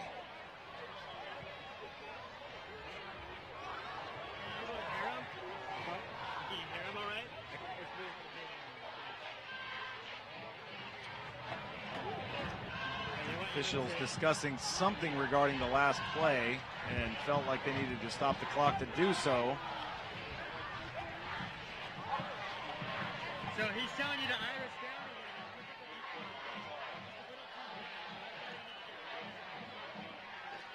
I assume they're giving it back to Skyview, it looks like. Huh? And that is indeed the case. It's when it rains, it pours for Columbia River. One of those things that you just hard to make sense of when you can't hear the conversations down on the field. This ball snapped and handed off to Devon Green, who is dropped at the 20 after a loss of 2.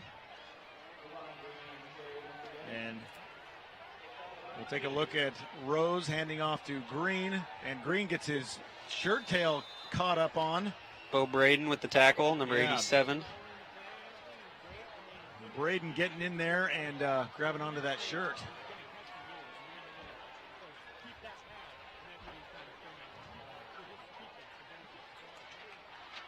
So Rose with Green in the backfield, looks over and throws a little inside-out route that falls incomplete.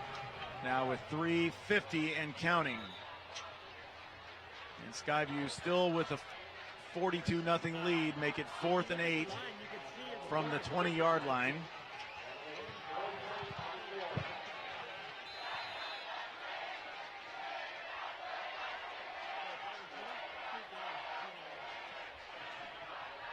And you got to hand it to the Skyview and Columbia River student sections. In the middle of a blowout, they're still both on their feet and making noise. And Green takes the handoff and is stopped after a gain of maybe 1.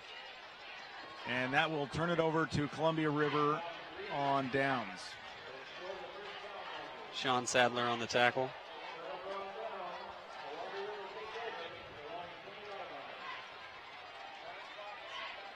So under 3 minutes now left in this one on homecoming night here at Kiggins Bowl. And I think it's safe to say, even if it started right now, we lived a rain-free evening of football. We didn't want to jinx it earlier, but I guess the sky could open up as we're walking to the car, so we better be careful. Don't jinx us. Skyview takes the win, and so do the fans. That's right.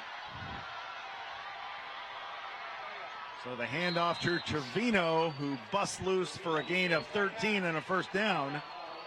But this is too little too late for the Chieftains, who are just trying to salvage a little bit of pride here at the end of this blowout loss.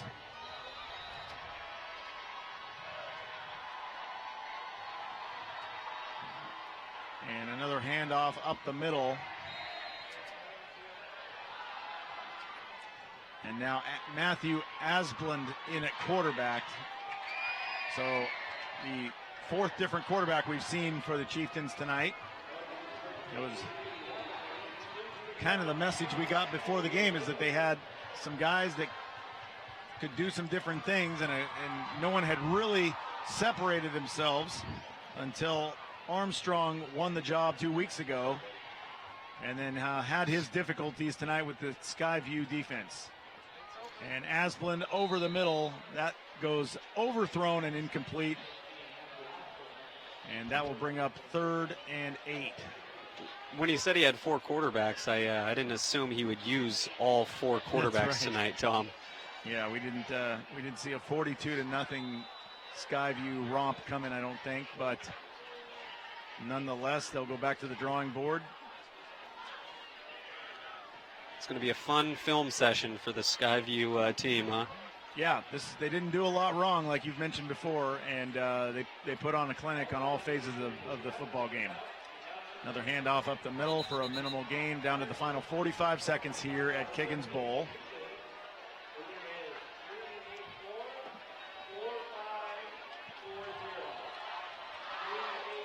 And the Columbia River student section just refuses to be deterred. They are bringing it loud and big here at the end of the game. Last 20 seconds, likely the final play here. And a 42-0 loss for the Chieftains. And a handoff up the middle and brought down for a gain. That was Hunter Pearson's on the last play of the football game. The final score, 42-0, Skyview over Columbia River. And this one has been fairly entertaining, if not filled with any kind of drama. We've seen some spectacular plays on offense, some great, solid defense out of Skyview, and certainly the punt return by Pinckney was the highlight tonight. And we'll go back to the highlights of this one as Brody Barnum doing things with his legs as he knows how to do. Certainly he can sling it, but early on we saw him break down the defense and then get out in space and run.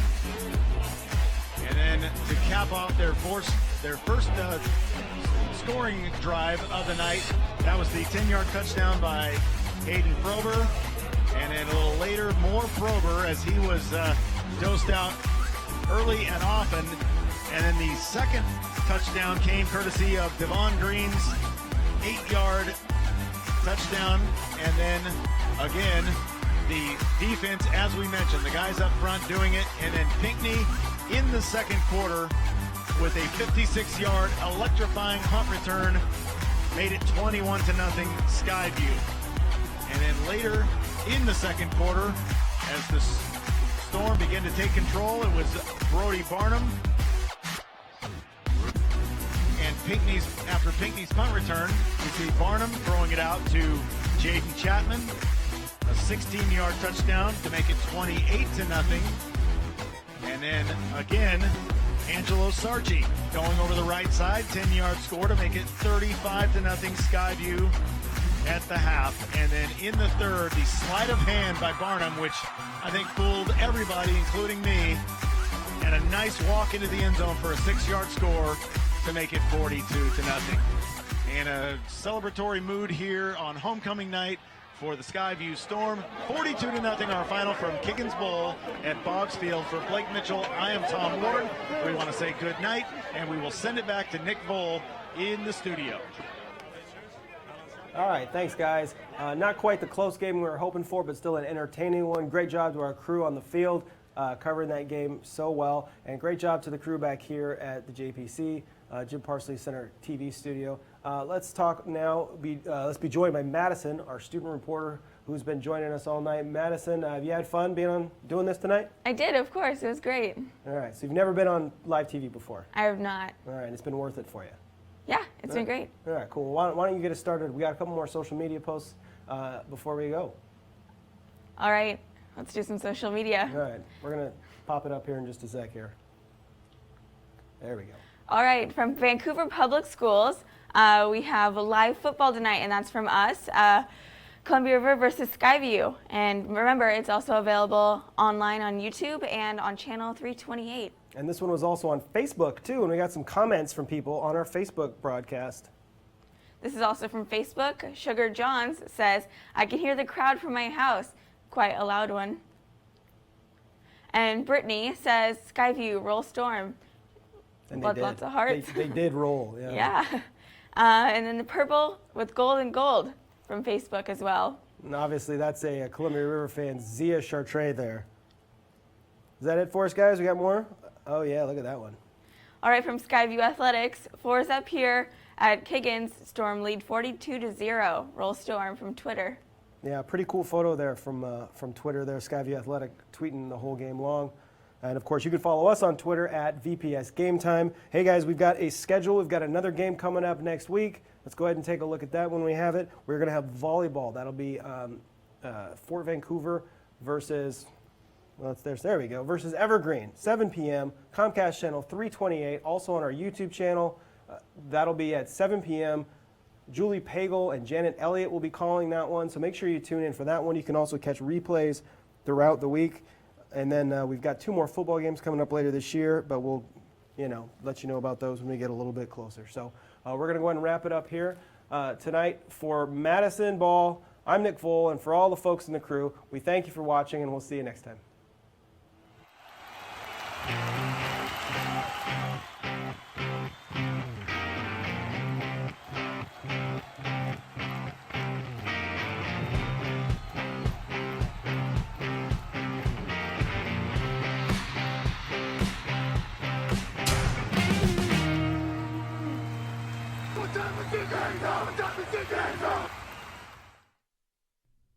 This VPS Game Time broadcast is brought to you in part by the Foundation for Vancouver Public Schools, getting kids to school healthy, happy, and ready to learn. For more information, go to www.foundationforvps.org.